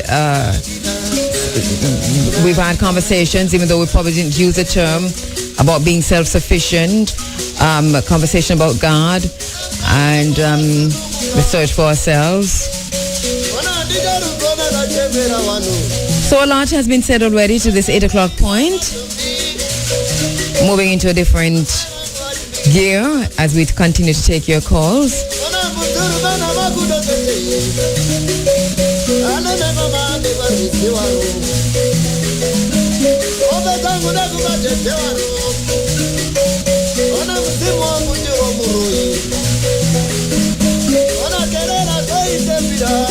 Even as we recall Haiti, the 212th independence anniversary, January 1, 2016, Jean-Jacques Dessalines declared Haiti independent, January 1, 1804. What were the big stories of 2015? What are the issues likely to face us in 2016? Hotep? Hotep to you, my brother. Blessed. Kabul. Yeah, man. Uncle Jasaneb. You see, there's a lot that is happening nationally and internationally. Mm-hmm. Everybody have them big story. Yes. The big story is, for me, and the big one, that governments around the world at this point in time, as them say them name, tricksters, and it is showing up all around Kabul. You know, so much amount of corruption is being unearthed. Yes. Come to the fore. So them do have the people at heart, you know, Kabul. Right now in Jamaica, see the big trick with the fisherman them. All tricksters, they are tricksters, they are scammers. That are the big story with governments and organizations. See what I say? Yes. Now Kabul. You see in Jamaica, you see you just talk about the family and the values. Yes. Where the tradition of us as black people? Where are these values that inherit in us from Haitian time until now? And we have buried these things for materialism. Cabo, it's a time for a spiritual awakening and a consciousness of each individual towards them own self and the awareness of the Almighty. Yes. That we have to come together and realize that we as a people must establish ourselves. We establish ourselves enough, Cabo, but we drifting towards a more material and a more individualistic, yes. Yeah, you know. And you talk about the vaccination, and enough things are going on in Cabo. You see the element where them set up. This is money. That's the big enslaved element that's controlling them, Cabo. I want you to visit the brethren. We are come with the Ubuntu Party principle. Yes. This is Michael telling you, we have to get rid of money in Cabo. Check it out. Them use money and buy them and play games with this. You know, we have to use money to get rid of money. Look here, we're going to be forced to embrace principles like the Ubuntu principle. We're going to be forced to embrace the principle like the barter system. As you talk about money, because it is where we're heading. An entire element of a society is losing, or is being wiped out in terms of their ability to exist financially. I was having a conversation with a gentleman on 2 days ago, and we were talking about this very same thing. And he said to me, even for those who have savings, what is wicked and cruel about what's happening to Jamaicans in particular is that even for those who have savings in the bank, because of the rate at which a dollar is being devalued, that's right, that you're losing your savings that you think you have. That you've tucked away in the bank. So if you have that, you're losing that as a dollar erode, as a dollar devalue. So what do you do? What is the alternative? Take out the saving and buy a US dollar and buy a pound and put it back in the bank. I don't know. You see, yeah. Cabo, if you check it out, so I want you going on Michael Tenja principles and so I come from it. And I will challenge the South Africa government on a certain level, you know. You see, Cabo, anything to manifest is people do it and it's not money. Check it out. Yeah. People. You have to get the people and come to a level of consciousness and awareness that the bill road is not money, do it is people. Yeah. That's where we are come from. Farmer, baker, the doctor, name the different levels within the society. It come back to people. But them use the money element as a control element, Cabo. So I say if you build road, if you build train, if you build these people. No, I get the point you're making, and we're going to develop. As I listen to you, we talk a lot about the Ubuntu principle, and I think you have called a few times about that too. And I think for us then, because we take it for granted that others know, so it's one of the discussions that we'll have, the Ubuntu principle. So I'm making a note of that. Yes, because you see, Cabo, you see communities, check by the community roads. If you get the people motivated towards them own little surroundings first, because it have to start in one little corner and gradually it spread. Yes. Because you see, one of the key elements is energy, you know? And there's a principle of free energy. Because you can start with that, you know, to vibrate as a little community, you know. Free energy that them have, them electricity. Because everything vibrate from energy. Yeah. So the bakery and the little man that start doing things, people can go and learn. Because you see the educational principle, it have to come to a different approach. Because we have to deal with the trade, who will learn trade and who will learn a skill and build the youth them towards a greater future. My brother, it's well said. I won't add anything to that. Thank you so much. Cabo, yes. Bless you. What good. Greater D. And you too, my brother. Back in the light of that consciousness. Because we are coming with a consciousization for that era up, Cabo. Yes. Because we have to find God that is within us. And a guy come out to my show, some like a white guy. My brother. Bless you. My brother. Respect.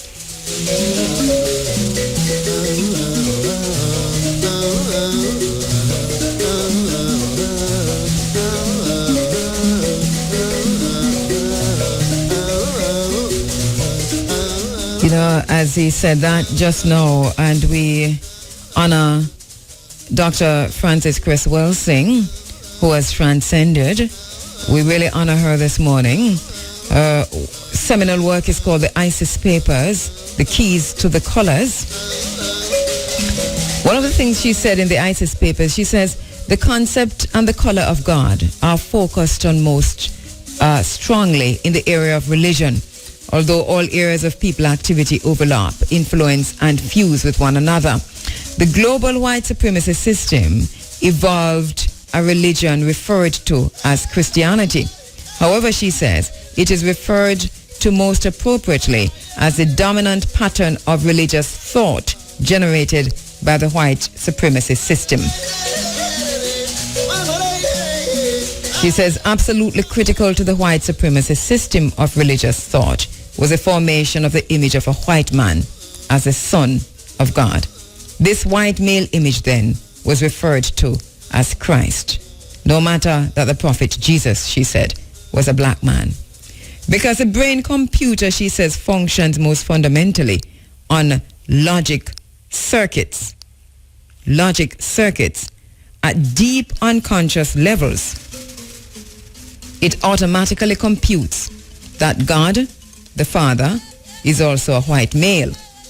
If God is other than white, he would have produced a black or other non-white son.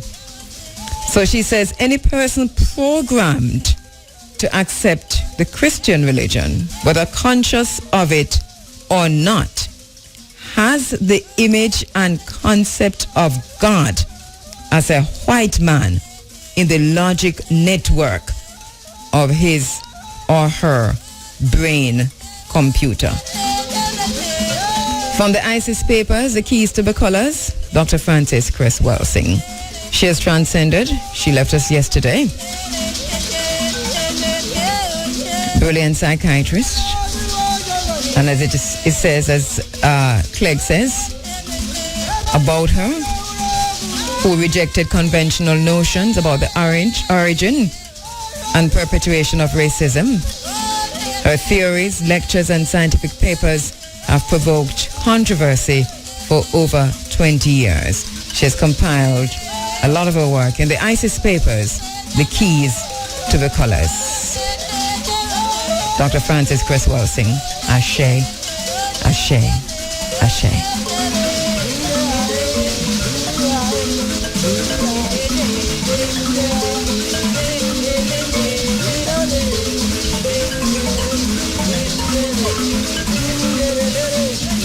Hotel? Yes, thanks, Sister Angela. My brother. Kabo, yeah, man. Yes. Give thanks and praises. Yes. Yeah, man, I give thanks to Sister Frances Cress Welsing, one of my greatest teachers. Isn't it though? Wow, I'm telling you. It kind of shocking news to me because I didn't expect it. But at the same time, her works speak for themselves. For themselves. Yes. Yeah, man. But for the last year, the stories are really, significant to me is the public defender, coming and declaring that, a great travesty was done to Rastafari and, the government should apologize and deal with us. Yes. In a way that we get to justice. I remember a couple of years ago, telling the students about the incidents, the devotion and thing, and teachers coming to me and say, prove that it actually did happen. Religious education teacher, so for the public defender to declare it, it is a jar, Yes, yes. The ganja legal decriminalization is another big step, which is coming up last year. This year coming. And I think, yes, well, you're going to talk a little bit more about the ganja? No, sister, but there's a touch point that you can hang up, all right, okay, go ahead, yeah. All right, this year coming is 100 years since the ascendancy of Rastafari, you know, that 1927, that 27th of September 1916, the jazz mash Rastafari took on the title Rastafari. And that is, it was in that name and that title that we in the West actually get to know this man, you know. So this year is the centenary of Rastafari, 100 years of Rastafari. Significant, you know. Yes, and 50 years since the visit of His Majesty to Jamaica. Yeah, man, that is out there, you know. This year also. Yeah, man. And so a lot, and this year I think is pretty significant. And it will be very interesting to see how it unfolds in terms of what we do with what we know. Yes. Those of us who are on the battlefield, we need to make it significant. We need to ensure that this year is, you know, a victory year for the African Renaissance, a victory year for the African family, you know. We have to stand strong, be resolute, ensure that the gains we have made so far, we concretize them, you know, hold hands and go forward together, bold and stronger, because we see the impossible happening, even though it might look simpler now, but trust me. Give thanks. You know, yeah, man. Rastafari. Give thanks, my brother. Uncle Johnson. You know, he talked about the decriminalization of a portion of ganja in Jamaica. And I think that we're going to find ourselves having many conversations about that this year, going into next year, into 2017, as this thing begins to unfold. Because I am convinced, I've looked at this closely, I've not said anything for a while, and you know, you're going to have to call a spade at some point. But this is smoke and mirrors. It's a smoke screen. It's a process of exclusion of many from participating or benefiting economically from whatever is to come regarding ganja farming, ganja for medicine, ganja for smoking, whatever it is being used for on the island. So that I think many are going to wake up to the fact that they've been tricked by government in this one thing. It gives me no joy to say it, but you know. And so 2016, I think, is going to prove to be the year when more come to light about this process, about those who are involved, how they're involved, about control, etc. This is another one that is definitely going to call for critical thinking. Follow the money on this one. Follow the money. People are setting themselves, whether them in politics or academia or business, people are setting themselves to reap the maximum economic benefit from ganja, and they have given Rastafari and a few others something to hold on to. Hold this. Excuse me while you light your spliff. Excuse me while you light your spliff. I'm gonna make some money off of this.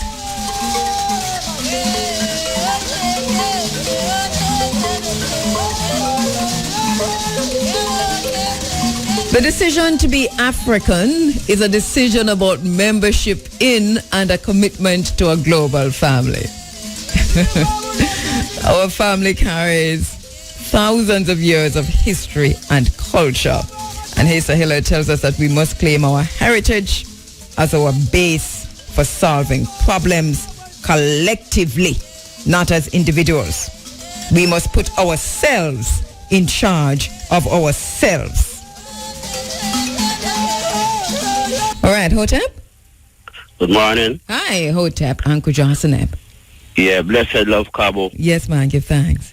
And all the listeners. Yes. Happy New Year. This is Rastakura. Rastakura, then you sound so different, man, sir. Where there? No. I'm see 2016 sound. Never call the name, I wouldn't know, say you. Well, I say God still, you know. Yeah. But here what happened though, in the whole vibration thing, with even the ganja thing, we don't even talk about the ganja thing still. What I really say is that 2016, I declared this year to be the international year for seed-to-seed exchange. The practice of exchanging natural organic seeds. Yes. See?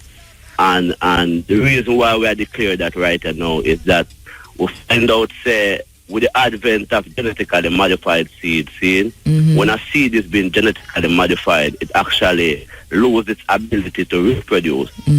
See? And we understand, say, you still have farmers in Jamaica and the wider world that interested in saving vital organic seeds. Yes. And I don't know if we're losing you, but listen, why this is important. You just made the point that the thing with the GMO seeds is that you can't plant them and then bear again. But it can't bear 2 times. Right. That is putting it as plainly as possible, which means that our food security is under massive threat. Definitely. Right. So that the idea that you're positing of a seed bank, seed for seed, is a brilliant idea. And you're saying that this is a year. We're not too late. No, we're not too late. Little bit late-ish, but not too late. Yeah, definitely. Yes. So how do you see this unfolding? How I see it unfolding is that people who have been saving and storing vital organic seeds, you know, we are creating a forum, or we have been creating a forum, which is the Dispo and World and Agrofest, right, for people to carry them small amount of seeds, and then we just create a forum where we exchange these seeds among the planters and the users of seeds. You know, and we, just as I say, you know, so we're asking the people them to carry seeds that them know that is certified vital organic seed. And how do you know that a seed is vital and organic now? See, a farmer that have a seed stock will have a tradition of giving 3 or more crops, right? That seed is certified organic because, as we know, a GMO seed will only give 1 crop. Right, or 1 true crop, right, and you have to feed it with pesticide if you want to get pesticide and insecticide and fertilizer if you want to get a second crop, and which damages the soil because you have to use certain kind of pesticide on it for it to even bear again. But may I ask you a question? When is the next Food and Agro Fest? It's the 24th of April. So in the meantime, if you haven't been saving your seeds, right, start today. Yeah. How you save the seeds? All right. How you save the seed? All right. The condition to save seed is like normal room temperature. You know. All right. So you have a stock of seed, any form of seed that you reap. If it's a situation which is a seed like a tomato, all right. Tomato, you know, see them wet in tomato. You get the tomato, wash the seeds them. Right, wash them, dry them, right, and you can put them like probably in the sun for like a half an hour to get them dry off the excess water, right. Then you store them in a room, right. Anywhere you sleep, you can store them. You know, you can store them in a room and get them dry, get them air dry, just like how farmers them dry ganja. You know, kind of get an air dry where it retain the moisture. But get it dry. You know, and we have to do for self, and this is very important. One of the things that we've been saying here is that there also need to be from the state at some kind of acknowledgement about what the process is regarding GMO and GMO seeds and GMO products and pesticides and so on coming into that. We realize the Jamaican government or the Ministry of Agriculture don't really have an opinion about GMO. You know, and we know a lot of countries don't have an opinion. GMO. Yeah, them don't have an opinion because we don't hear it. The people don't hear them opinion. You know, so we don't know if them support GMO or them don't. But we assume that them support because if you check it, most of the seeds them if them is not from one of the Monsanto company, them is from a next company aligned with Monsanto. You know, and the miseducation that is involved in it, Takura, is for me is even cruel. That you put these things on the farmers and you tell them that this is the best pesticide, knowing are not caring that if you use this pesticide, right name again, Roundup. If you use Roundup, for example, Roundup is going to kill you, it's going to kill your family, and it's going to kill your crop, and it's going to damage the soil forever. And it's going to kill the fish them in the sea. Right. And that is the reason why, you see, that's the reason why, the father of the whole GMO organization, Monsanto, will be put on trial for crime against humanity. Yes. Yeah. It will be interesting to see where that goes, considering the amount of money that Monsanto, throws behind everything. Well, you see what happens still, Andrea, in the march in DC, right? The people they meet with the Congress, and they meet with the Congress to block the Dark Act.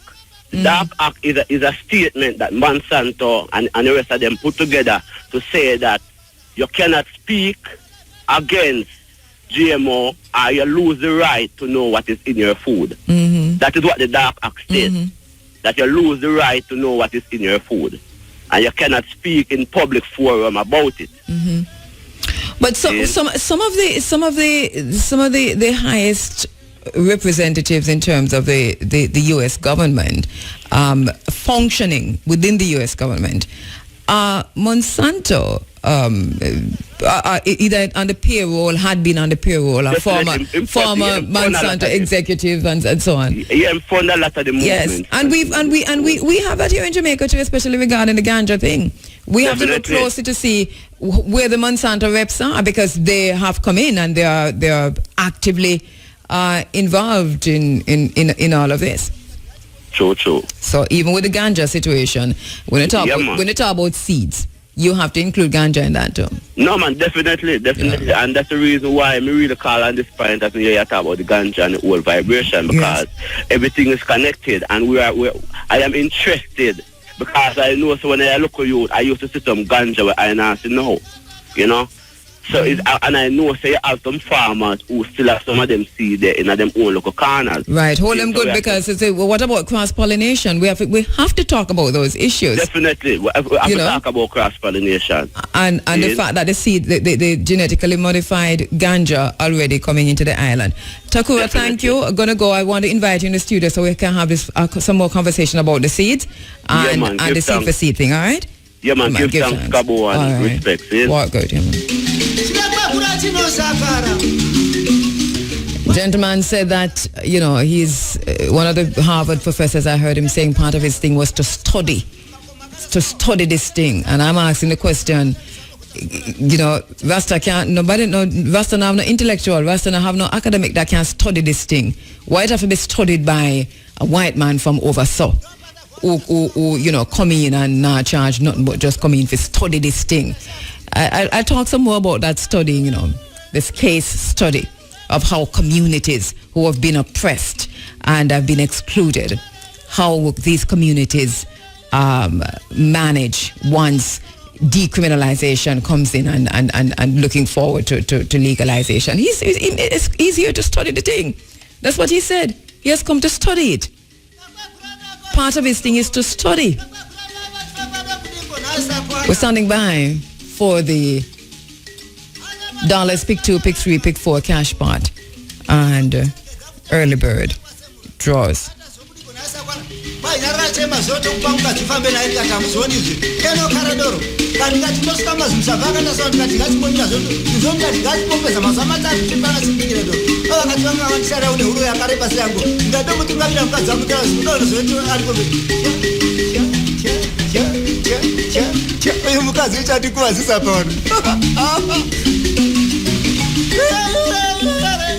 You're free Africa. Running Africa ni. Ahaye Jamaica. So what take kaka say bosso kadia.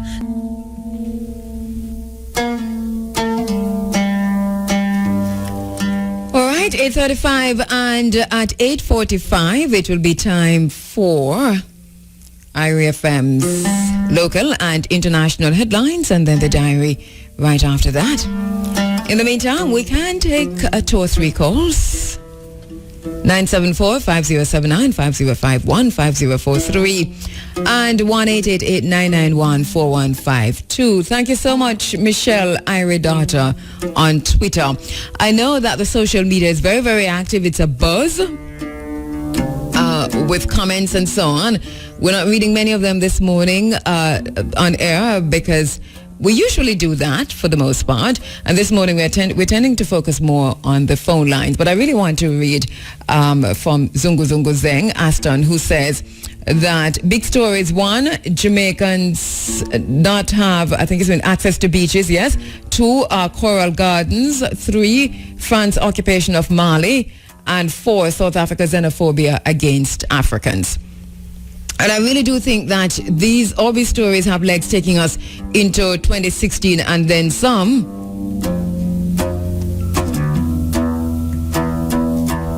I'm going to talk about the beaches in a little while. Hota? Listen to this, Daddy. Hota? Hello?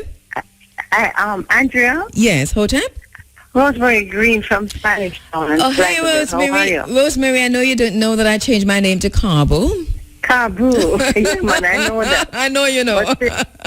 Yes, man, and I want to thank you for last year. You've been great. Oh, thank you so much, Rosemary. And you have brought a lot of issues to the fore. Yes. And although I don't come a lot to that side, I've been having some challenges. Oh. So, as you know, we have to take care of the challenges first. Yes.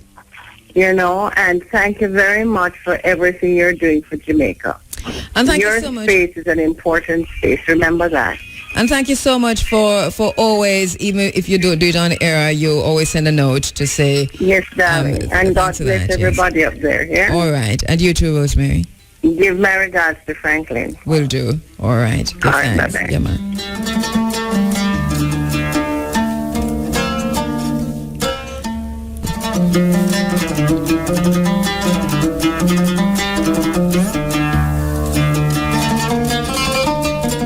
Hotep? Hotep, sister. Hotep, my brother. How you doing? Morning. I'm good. Yes. I know you're interested in the watershed. Yes. I just wanted was to let you know that one of the water supplies that one of the springs, running near Orchard, yes, that one has dried up already since the whole. It is the one near Bull Point, just after you pass the ship here and come around. They used to wash cars there. Yes, that one. Yes. Yes, that one stopped running call completely. What do you think caused that? I don't know if it has anything to do with the building and the construction, the dynamiting, but that it just that one dry up. I didn't know that. Yes. Thanks for telling me that. I'm going to look into it. Thank you so much. Yes, ma'am. And enjoy your stay here. You too.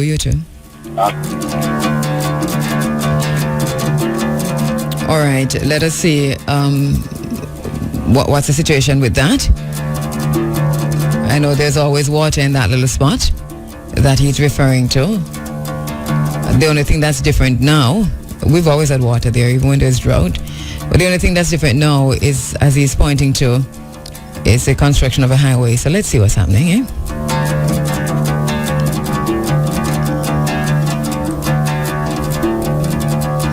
My understanding is that there has been a change in management of the Puerto Rico beach, that it has been leased, and the circumstances surrounding the lease smell rotten to high hell. So we're going to look at it. It's rotten. If what we're hearing is true, then we'll have something to say about that.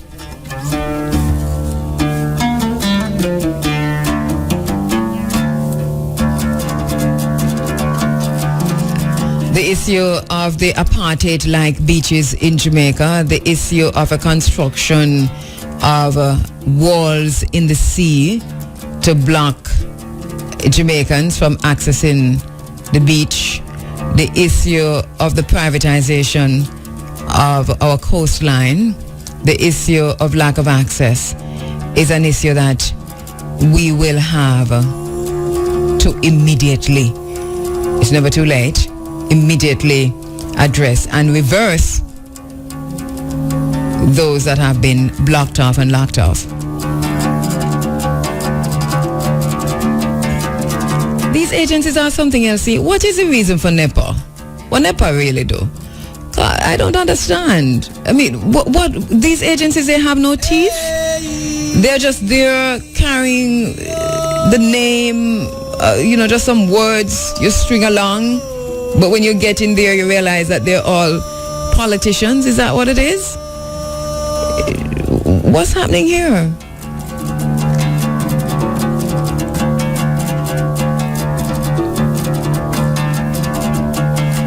There's a suggestion to increase the range of products that will attract GCT. A little covered story. It's not a laugh. A little covered story.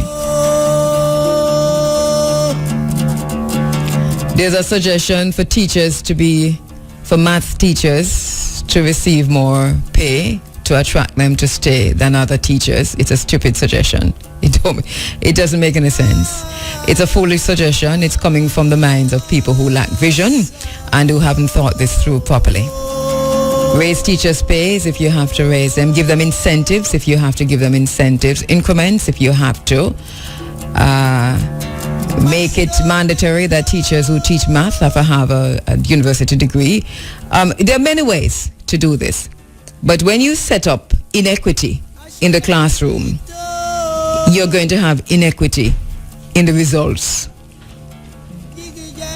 Good morning, Mr. Hal Sheinberg. So whoever's coming up with these ideas from the Ministry, I think, of Education, not enough thought, not enough thinking going into, in other words, we seem to be, everything just comes to the fore. You come out here, stand in front of the microphone and you make suggestions and you just throw things out. Lord man, sit down and think the things them through properly. How is this going to work? You pay some, think about the classroom. Think about the other teachers. Think about the teacher of English and English literature and history, who has gone through the same process of training, and the math teacher who comes in. And I understand why the suggestion was made, but I think that there can be a more equitable alternative to keeping math teachers in schools than to set up teacher against teacher. It's not gonna work, because you're dealing with human beings. These are not numbers. So when you come up with recommendations and you're making decisions, the element you must remember at all times is that you're dealing with human beings. Unintended consequences immediately.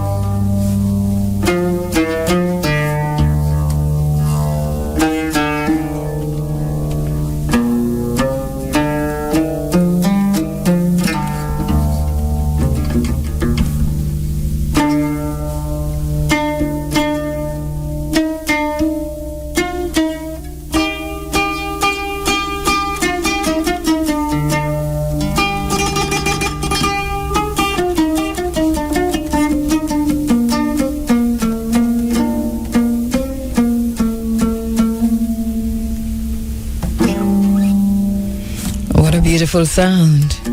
Loving it.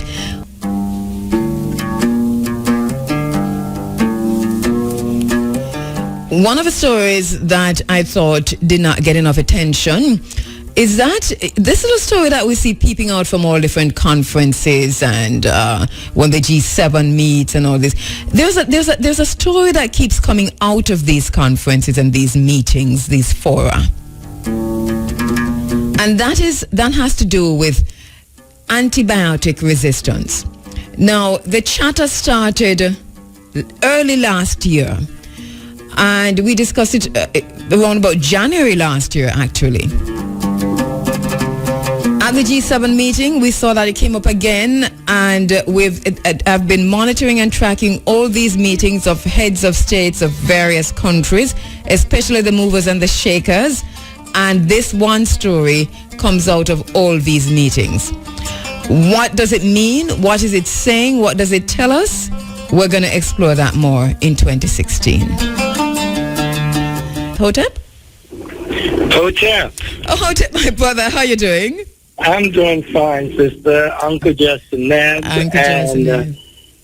We'd say Happy New Year for those who are celebrating New Year's at this time.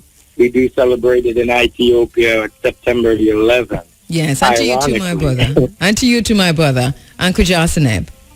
Give thanks. Yes. This morning, I would touch on several subjects. The first would be, I would go off of what you and the brother was speaking earlier about the repeating or the repetition of trends and how those become adapted as the norm. Yes. And I would wrap that into what we see with the religions of today, that even though we, the Africans, originated all of these so-called spiritual concepts, that they became GMO-defied. Mm-hmm. And so now we're looking at religions that have been mutated and tampered with, and therefore not really benefiting us as Africans. So I did hear the brother speak repeatedly of who were leaders and who were Christians.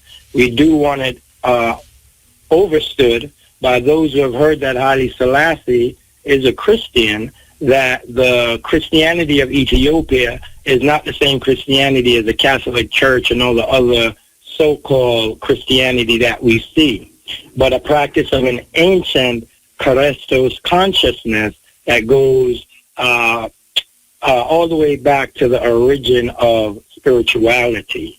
And so in the Ethiopian Orthodoxy, they practice what is known as Tawahadu, which means the divinity in man and man in the divinity. So looking for our God, we're speaking about the divinity within I and I.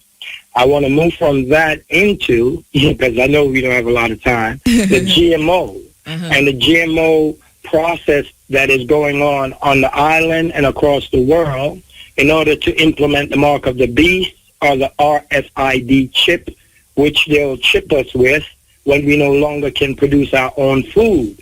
And therefore, we'd have to depend on the system. That's how the mark of the beast, so-called, will be implemented. Now, I want to quickly speak about atrazine, which is a chemical that is now being dumped into the water systems, and it makes the male emasculated or effeminized, meaning it's turning homosexuals or creating hormone sexuals out of our people. It's called atrazine, ATRAZINE. Look it up on the internet. They studied the frogs with it, and it created homosexual frogs just by dripping it into the water. Very important to look into. The individualization of the ganja and the cannabis movement that went on in this year, and how those who had the opportunity to really benefit from marijuana, such as the Rastafari, were marginalized by those who were forerunners, even claiming to be Rastafari, but individualized this process. And with the individualization of the process and not doing it as a collective body, it allowed foreign agencies and others to do exactly what they're doing now, which is to control the marijuana industry in Jamaica. China, finally, my real topic was China in Jamaica and Africa. Now, the dragon, which was asleep for a while, has been awoken for a very long time now, and is wrapping its huge tail around 1/3 of the planet Earth. China is about water acquisition, and so the watershed areas in Jamaica is China's main objective. They know that the future is water, clean air, and organic seeds. And so we must begin to pay attention to these things and don't allow those that give nothing to the island to become our providers, our food providers, our main... Well, the thing is that China is now, the Asians overall, is now the new Earth Lords or landlords of the planet, because we know that the so-called Caucasian is handing over the baton to the Asian. And so it's a repeat of history. I've said it more than once on your program. Yes. The Hyksos dynasty. Yes. The combination of the so-called Asian and the European to create the Hyksos dynasty, and how they sacked Africa, Libus, which is Libya, which they did to Gaddafi. They sacked Babylon, which is now Iraq, which they did to Saddam.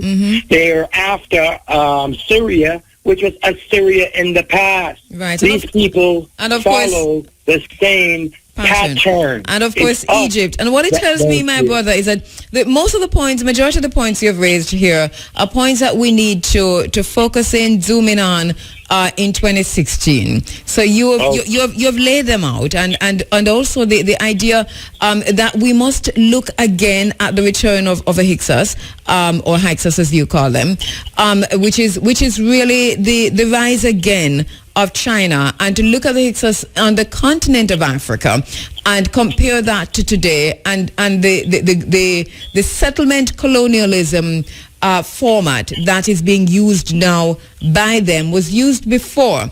It's an issue that we have to delve into from many different angles. We're going to do that in 2016.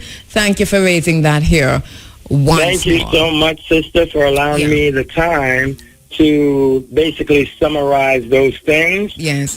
You are a powerful instrument in the liberation of our African people's minds. I would hope that REFM or others who are conscious to begin doing what Marcus, Martin, and some other ones that were mentioned have done in order to reach the people, which is to go to the people. I mean, corners where the youths are, go and hold reason with the gang members who are doing the crimes. Seek audience with them, and let's see how we could resolve the issues in Jamaica and across the world for our people. Let's solve our own issues inside our house. Thank you so much. A prosperous 2016. Uncle Jesseneb, Black Power, Black Power. Black Power. Thank you, my brother. Have a great year, my sister. Peace.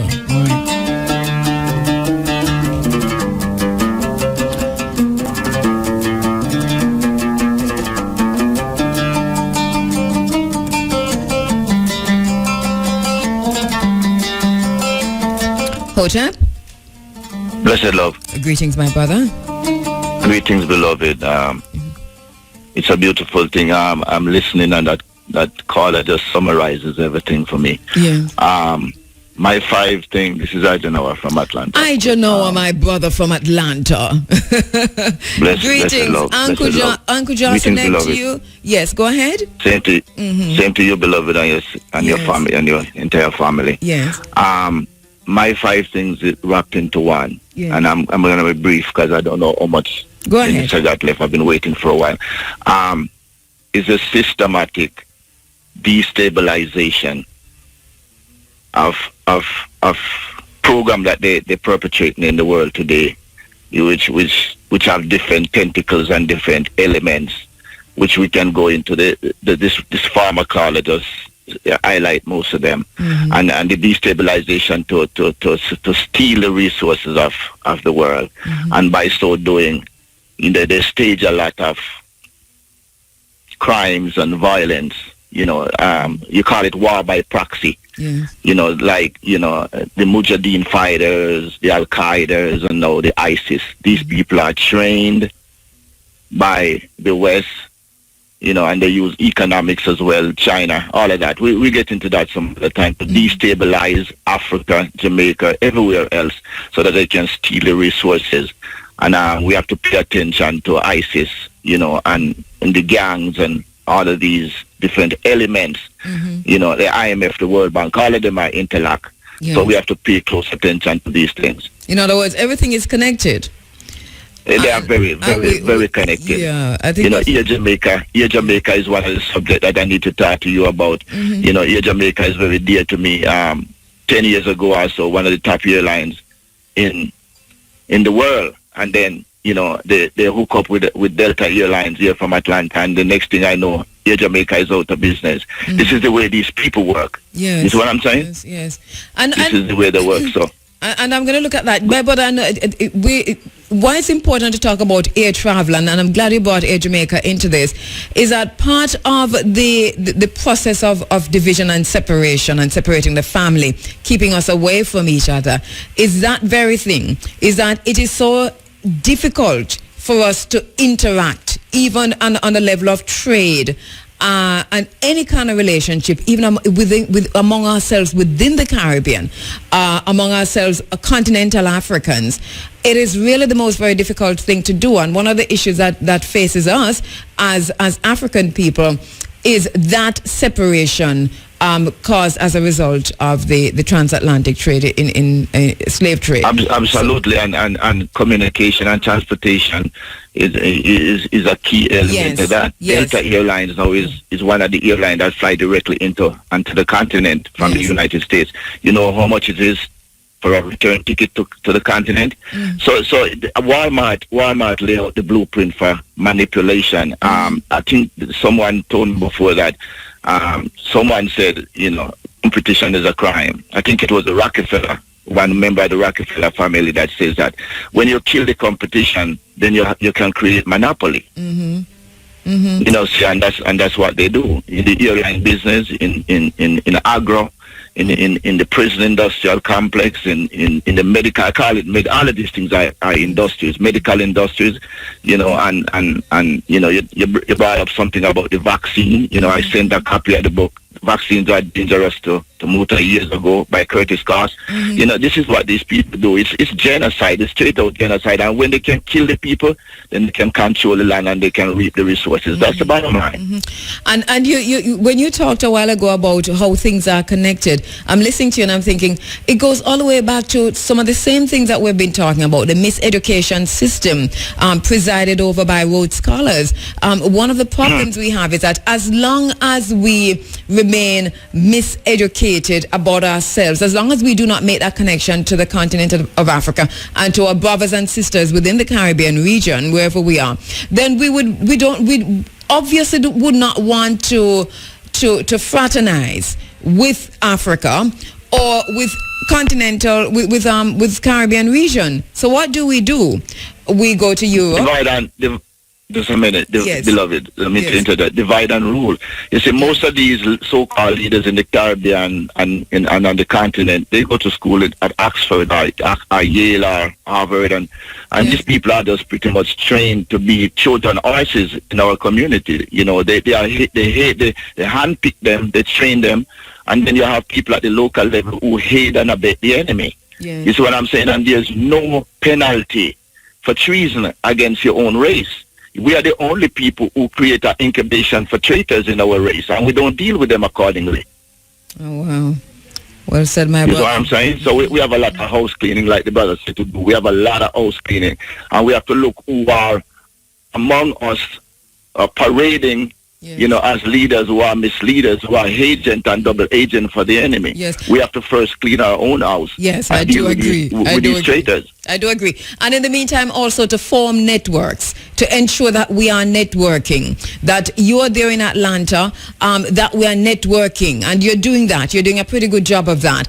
That's what I'm doing, beloved. Yeah, we're networking. That's what I'm doing. I'm telling everybody about IRFM. On the continent of Africa, so that when we create these networks, the social media is good too, because we're breaking down a lot of the barriers that we can go outside of the walls that they've built around us. I asked last week, is it if we ourselves have come to see ourselves as a herd of cattle in a fenced enclosure and refuse to go outside, because as long as the master want milk, we are there to ensure that them have milk, not understanding that we are free.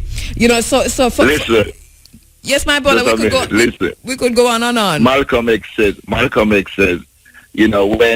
the house burned down, the slaves say, master, we house burned down. And when master sick, they say, master, we sick. Yes. These niggers will kill you. These mental-sidal niggers will actually do you harm if you try to neutralize the enemy. Let us be. They volunteer. They volunteer to be upfront. Let us be build the gatekeeper networks for the enslaver. Yes, I know. Let us build networks. Continue to do the work you're doing. Really appreciate it. And appreciate your calls. Thank you. Thank you so much. All right. Say hi to the family.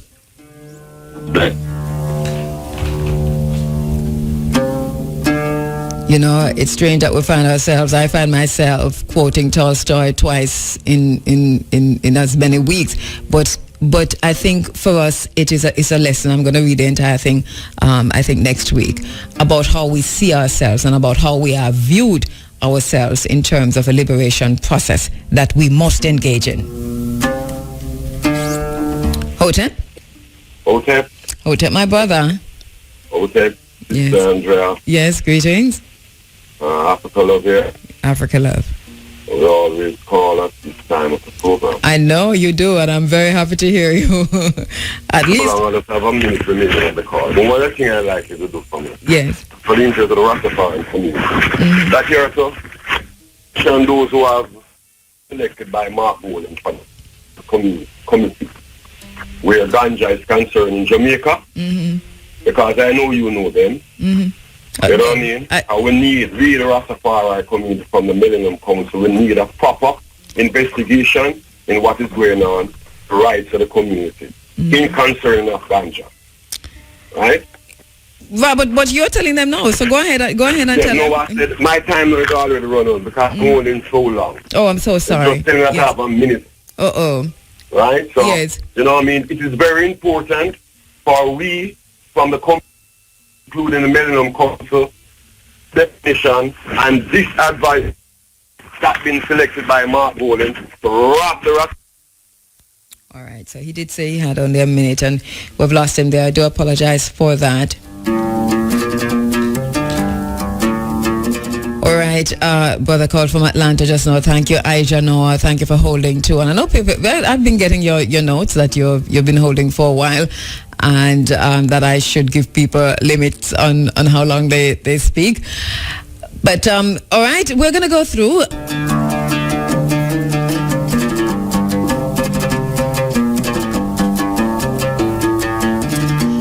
Phone lines are open. Hotep? All right, I think I lost that one, Jody.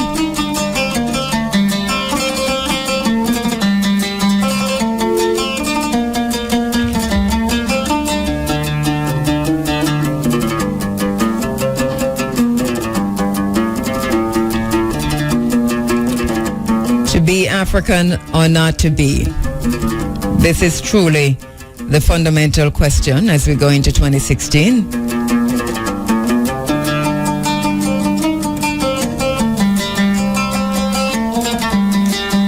Hotep? Greetings. Yes, 2015, Sister Kabu. Yes.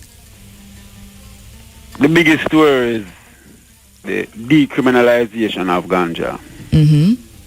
I mean, 2014 Independence Day, that youth lose his life through a spliff tail. It was something that the nation, the consciousness and the conscience of the nation had to address. All right. I observe some things going on worldwide. And I hear people talk about World War III. No. This is a war against third world peoples. All over the world, it is happening. And some of it is being perpetrated by third world people themselves. In Africa, the guns that the man them are fire, Boko Haram and all of the rest of them, none of them are made by those people. Yes. Those guns come from somewhere else. Did you see the images coming out of Burundi when the guns were collected? Did you have a look at those guns? No. Did you see? And I thought that's what you were referring to. But you're so right, because it's the very same question. It's the very same thing I said when I saw the hundreds of guns that were just laid out. And I said to myself, where did these guns come from? Who armed these young people? And when you look at them and look in their faces, they're no more than 12 and 10 and 13. So who's arming our young boys? Who's arming our babies is the question. And why? In a serious way, because it names self-destruction. Yes. If them can get, it happened in Jamaica. Two tribal groups infuse and institute a program that the youth them see themselves as enemies. Yes.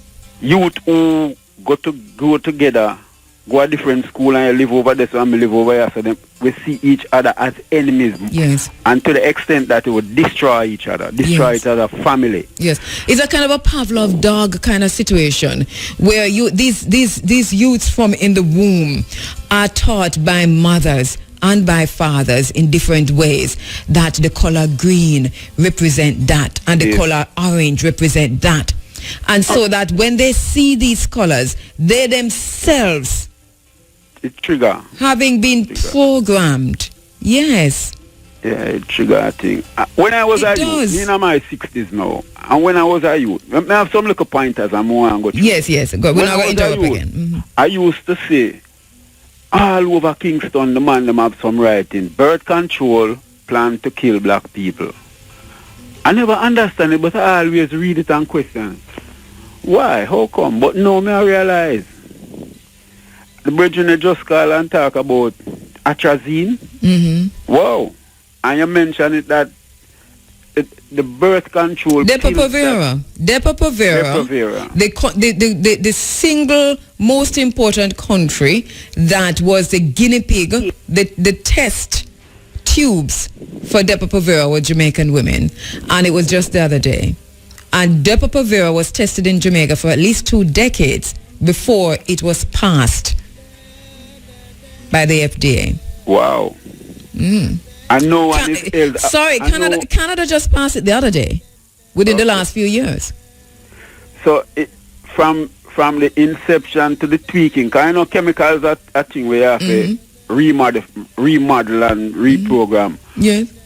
We pay the brunt. We sack our families, because I think, some are even these diseases that we say, not disease, but you see some people born with some problems, deformities you would call it. Yes. I wonder how much of that is attributed to some of those chemicals that people ingest unconditionally, unknowingly. I think for 2016, before I reached 2016, Robert, read the program right when it comes to the World Athletic Champion. Read it right.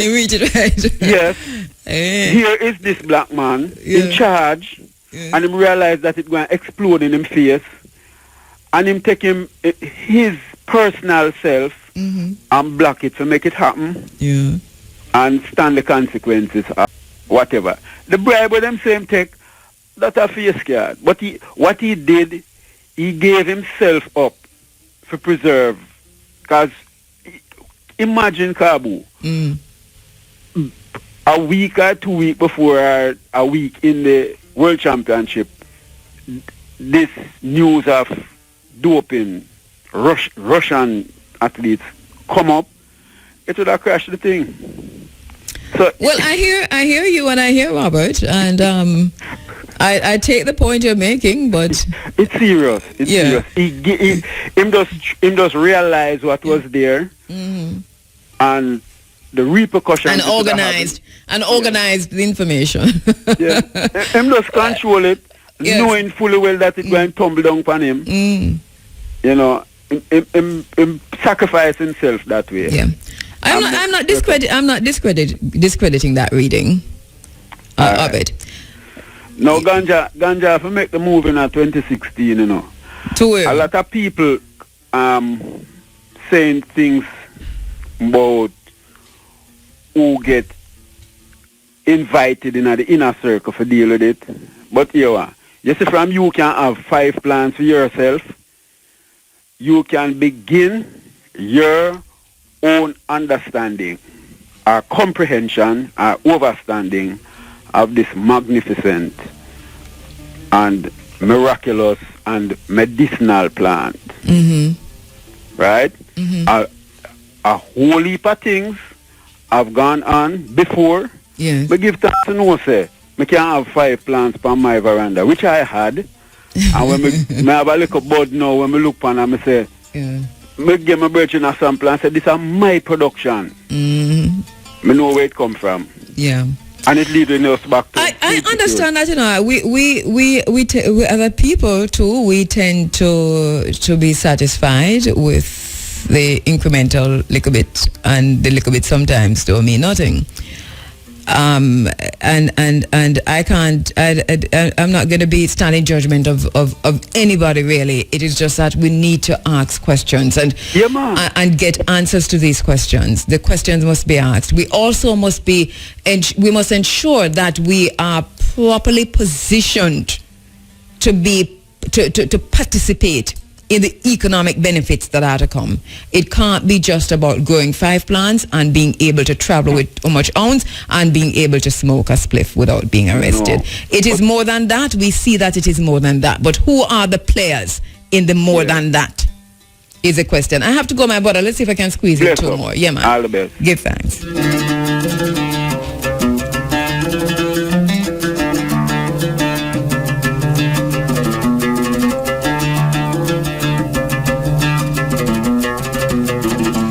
All right, let me squeeze in a bit more. All right.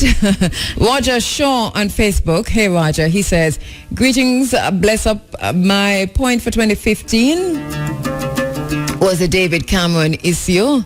Come here with his prison idea, and we should move on. And now to me, okay. He says, now to me personally, that was a big insult to all Jamaican. Agree with you, my brother. Hotep? Hey. Andrea. Yes. Hotep. How you doing? Greetings to you. And to you and the family too. To you and the family, Andrea. It's Anne, Cabo. And I wish you health and strength for 2016. Thank you. You too. And your family. Yes, thank you so much. And to you too, my sister. Continue to do the good work that you're doing. I appreciate it so much. Oh, thank you. Thank you. And I wish for the Jamaican populace peace and love. I wish we could begin to live in peace and love, because that is what we need in the world. But we have to have justice in the midst, Andrea. Yes. Without justice, we can't go anywhere. I think we're going to have a problem without justice. Well, yes, we have to have justice. Yeah. Yes. Well, we're going to take it. Yes. I don't think we have any. We will talk about choice. And this is Janice, the one that you met down by the place. They already poem to you. And I don't get my present all now from my one it from a long time ago. That's Janice I met in St. Thomas? Yes. And I know Samantha called you. Yes, it was some mishap with the cards and so on. But I will pass by one day. All right, okay. Well, good, Janice. And I'll tell Samantha to call you again, all right? All right. Okay, all right. I will take care and we'll meet again. Yeah, man, give thanks. Love you.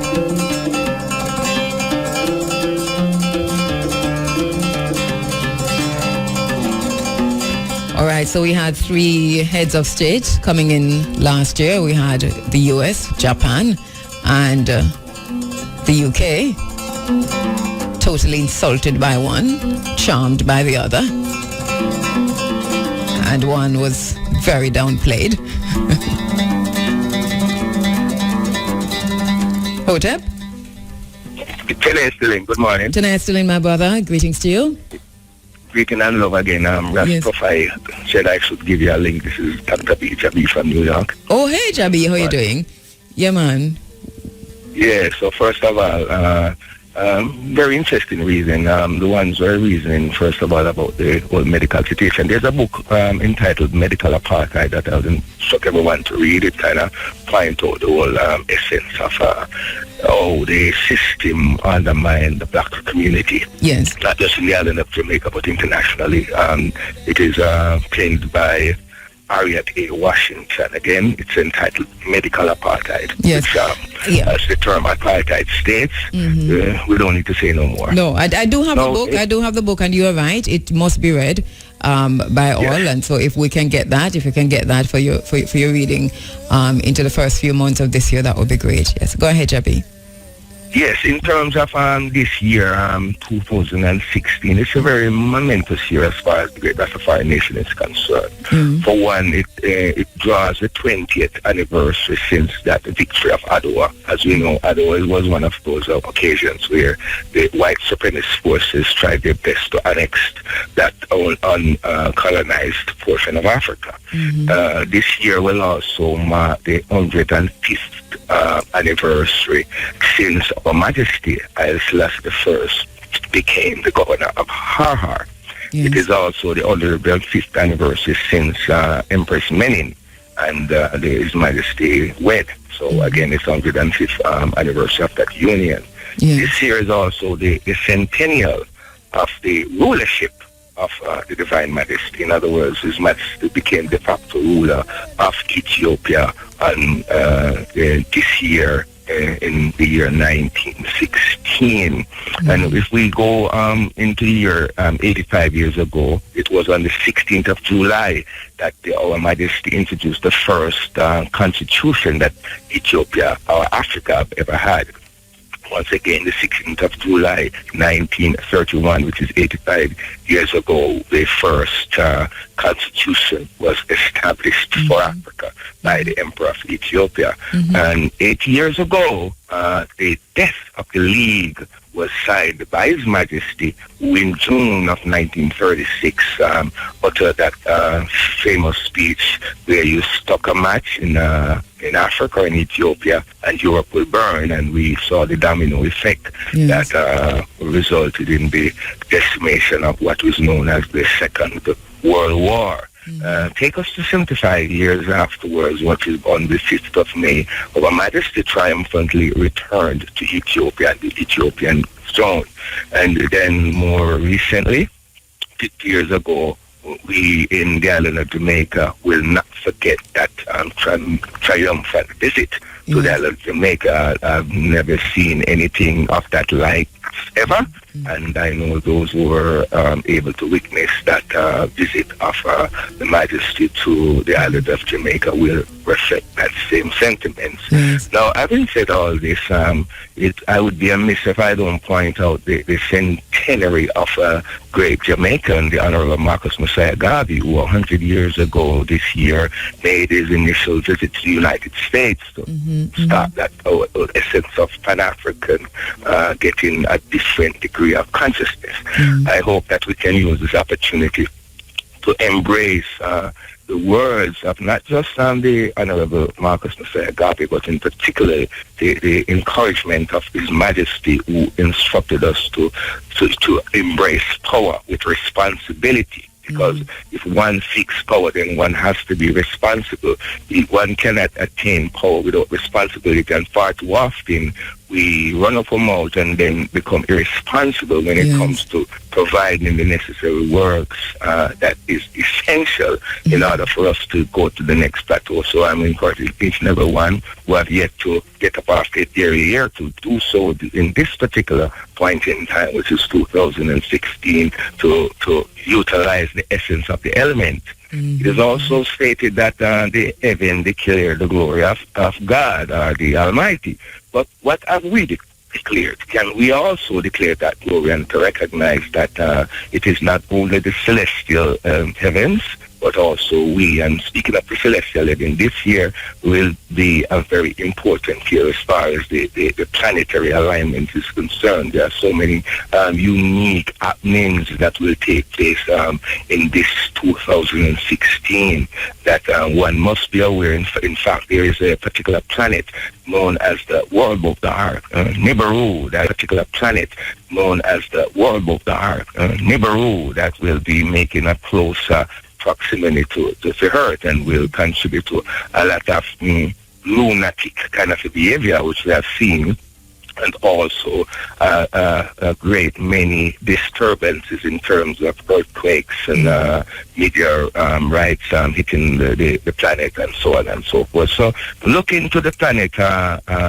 what we say, Nibiru, Planet X, which is many ones are totally unfamiliar with that particular planet, and when whenever time it comes close to the Earth, we have certain kind of different happenings. As a matter of fact, there's a particular area that was off the coast that we said the remnants is Jamaica is part of that remnants, which would be the planet Atlantis. For those who are familiar with Atlantis, yes, the island of Jamaica is part of the remnant of that particular destruction, because Atlantis was that area between South America and Africa that was destroyed because of the... I do have to interrupt. I do have to interrupt you, Jabi. We're enjoying it and really being enlightened too by what you're saying. But we just have 5 minutes to the end of the program. So let me give you a further 30 seconds to just wrap up. And thank you so much for putting things in perspective as we go into 2016, laying out the calendar.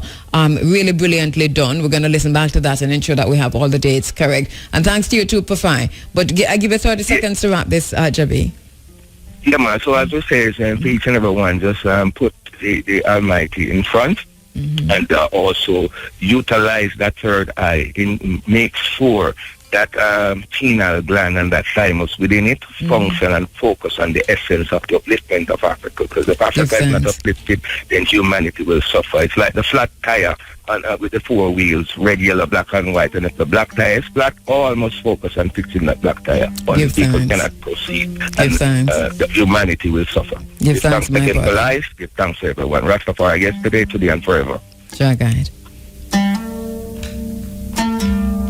All right, beautiful call there from Jabi, and we're going to have to end our calls here. I must apologize to those who are still holding, but we're totally out of time. Thank you so much to all those who called in, all those who participated in the program this morning. I'm going to leave with the words of Asa G. Hilliard III, you know. He says to be African or not to be, that is truly the fundamental question. And we're going to add in 2016. Slavery, colonization, segregation, apartheid, and the ideology of white supremacy are systematic ways of assault on African people. The truly devastating ones were the silent and invisible enslavement and colonization of our minds. Our memory has not been restored. So the restoration of our collective memory is a revolutionary act of liberation. I'm going to read that again. The restoration of our collective memory is a revolutionary act of liberation. The decision to be African is a decision about membership in and commitment to a global family. Our family carries thousands of years of history and culture. We must claim our heritage as our base for solving problems collectively, not as individuals. We must put ourselves in charge of ourselves. We may be at the last moment in time when we can marshal our forces, regroup, teach ourselves the things that we need to create a reunion and a resurrection of our family.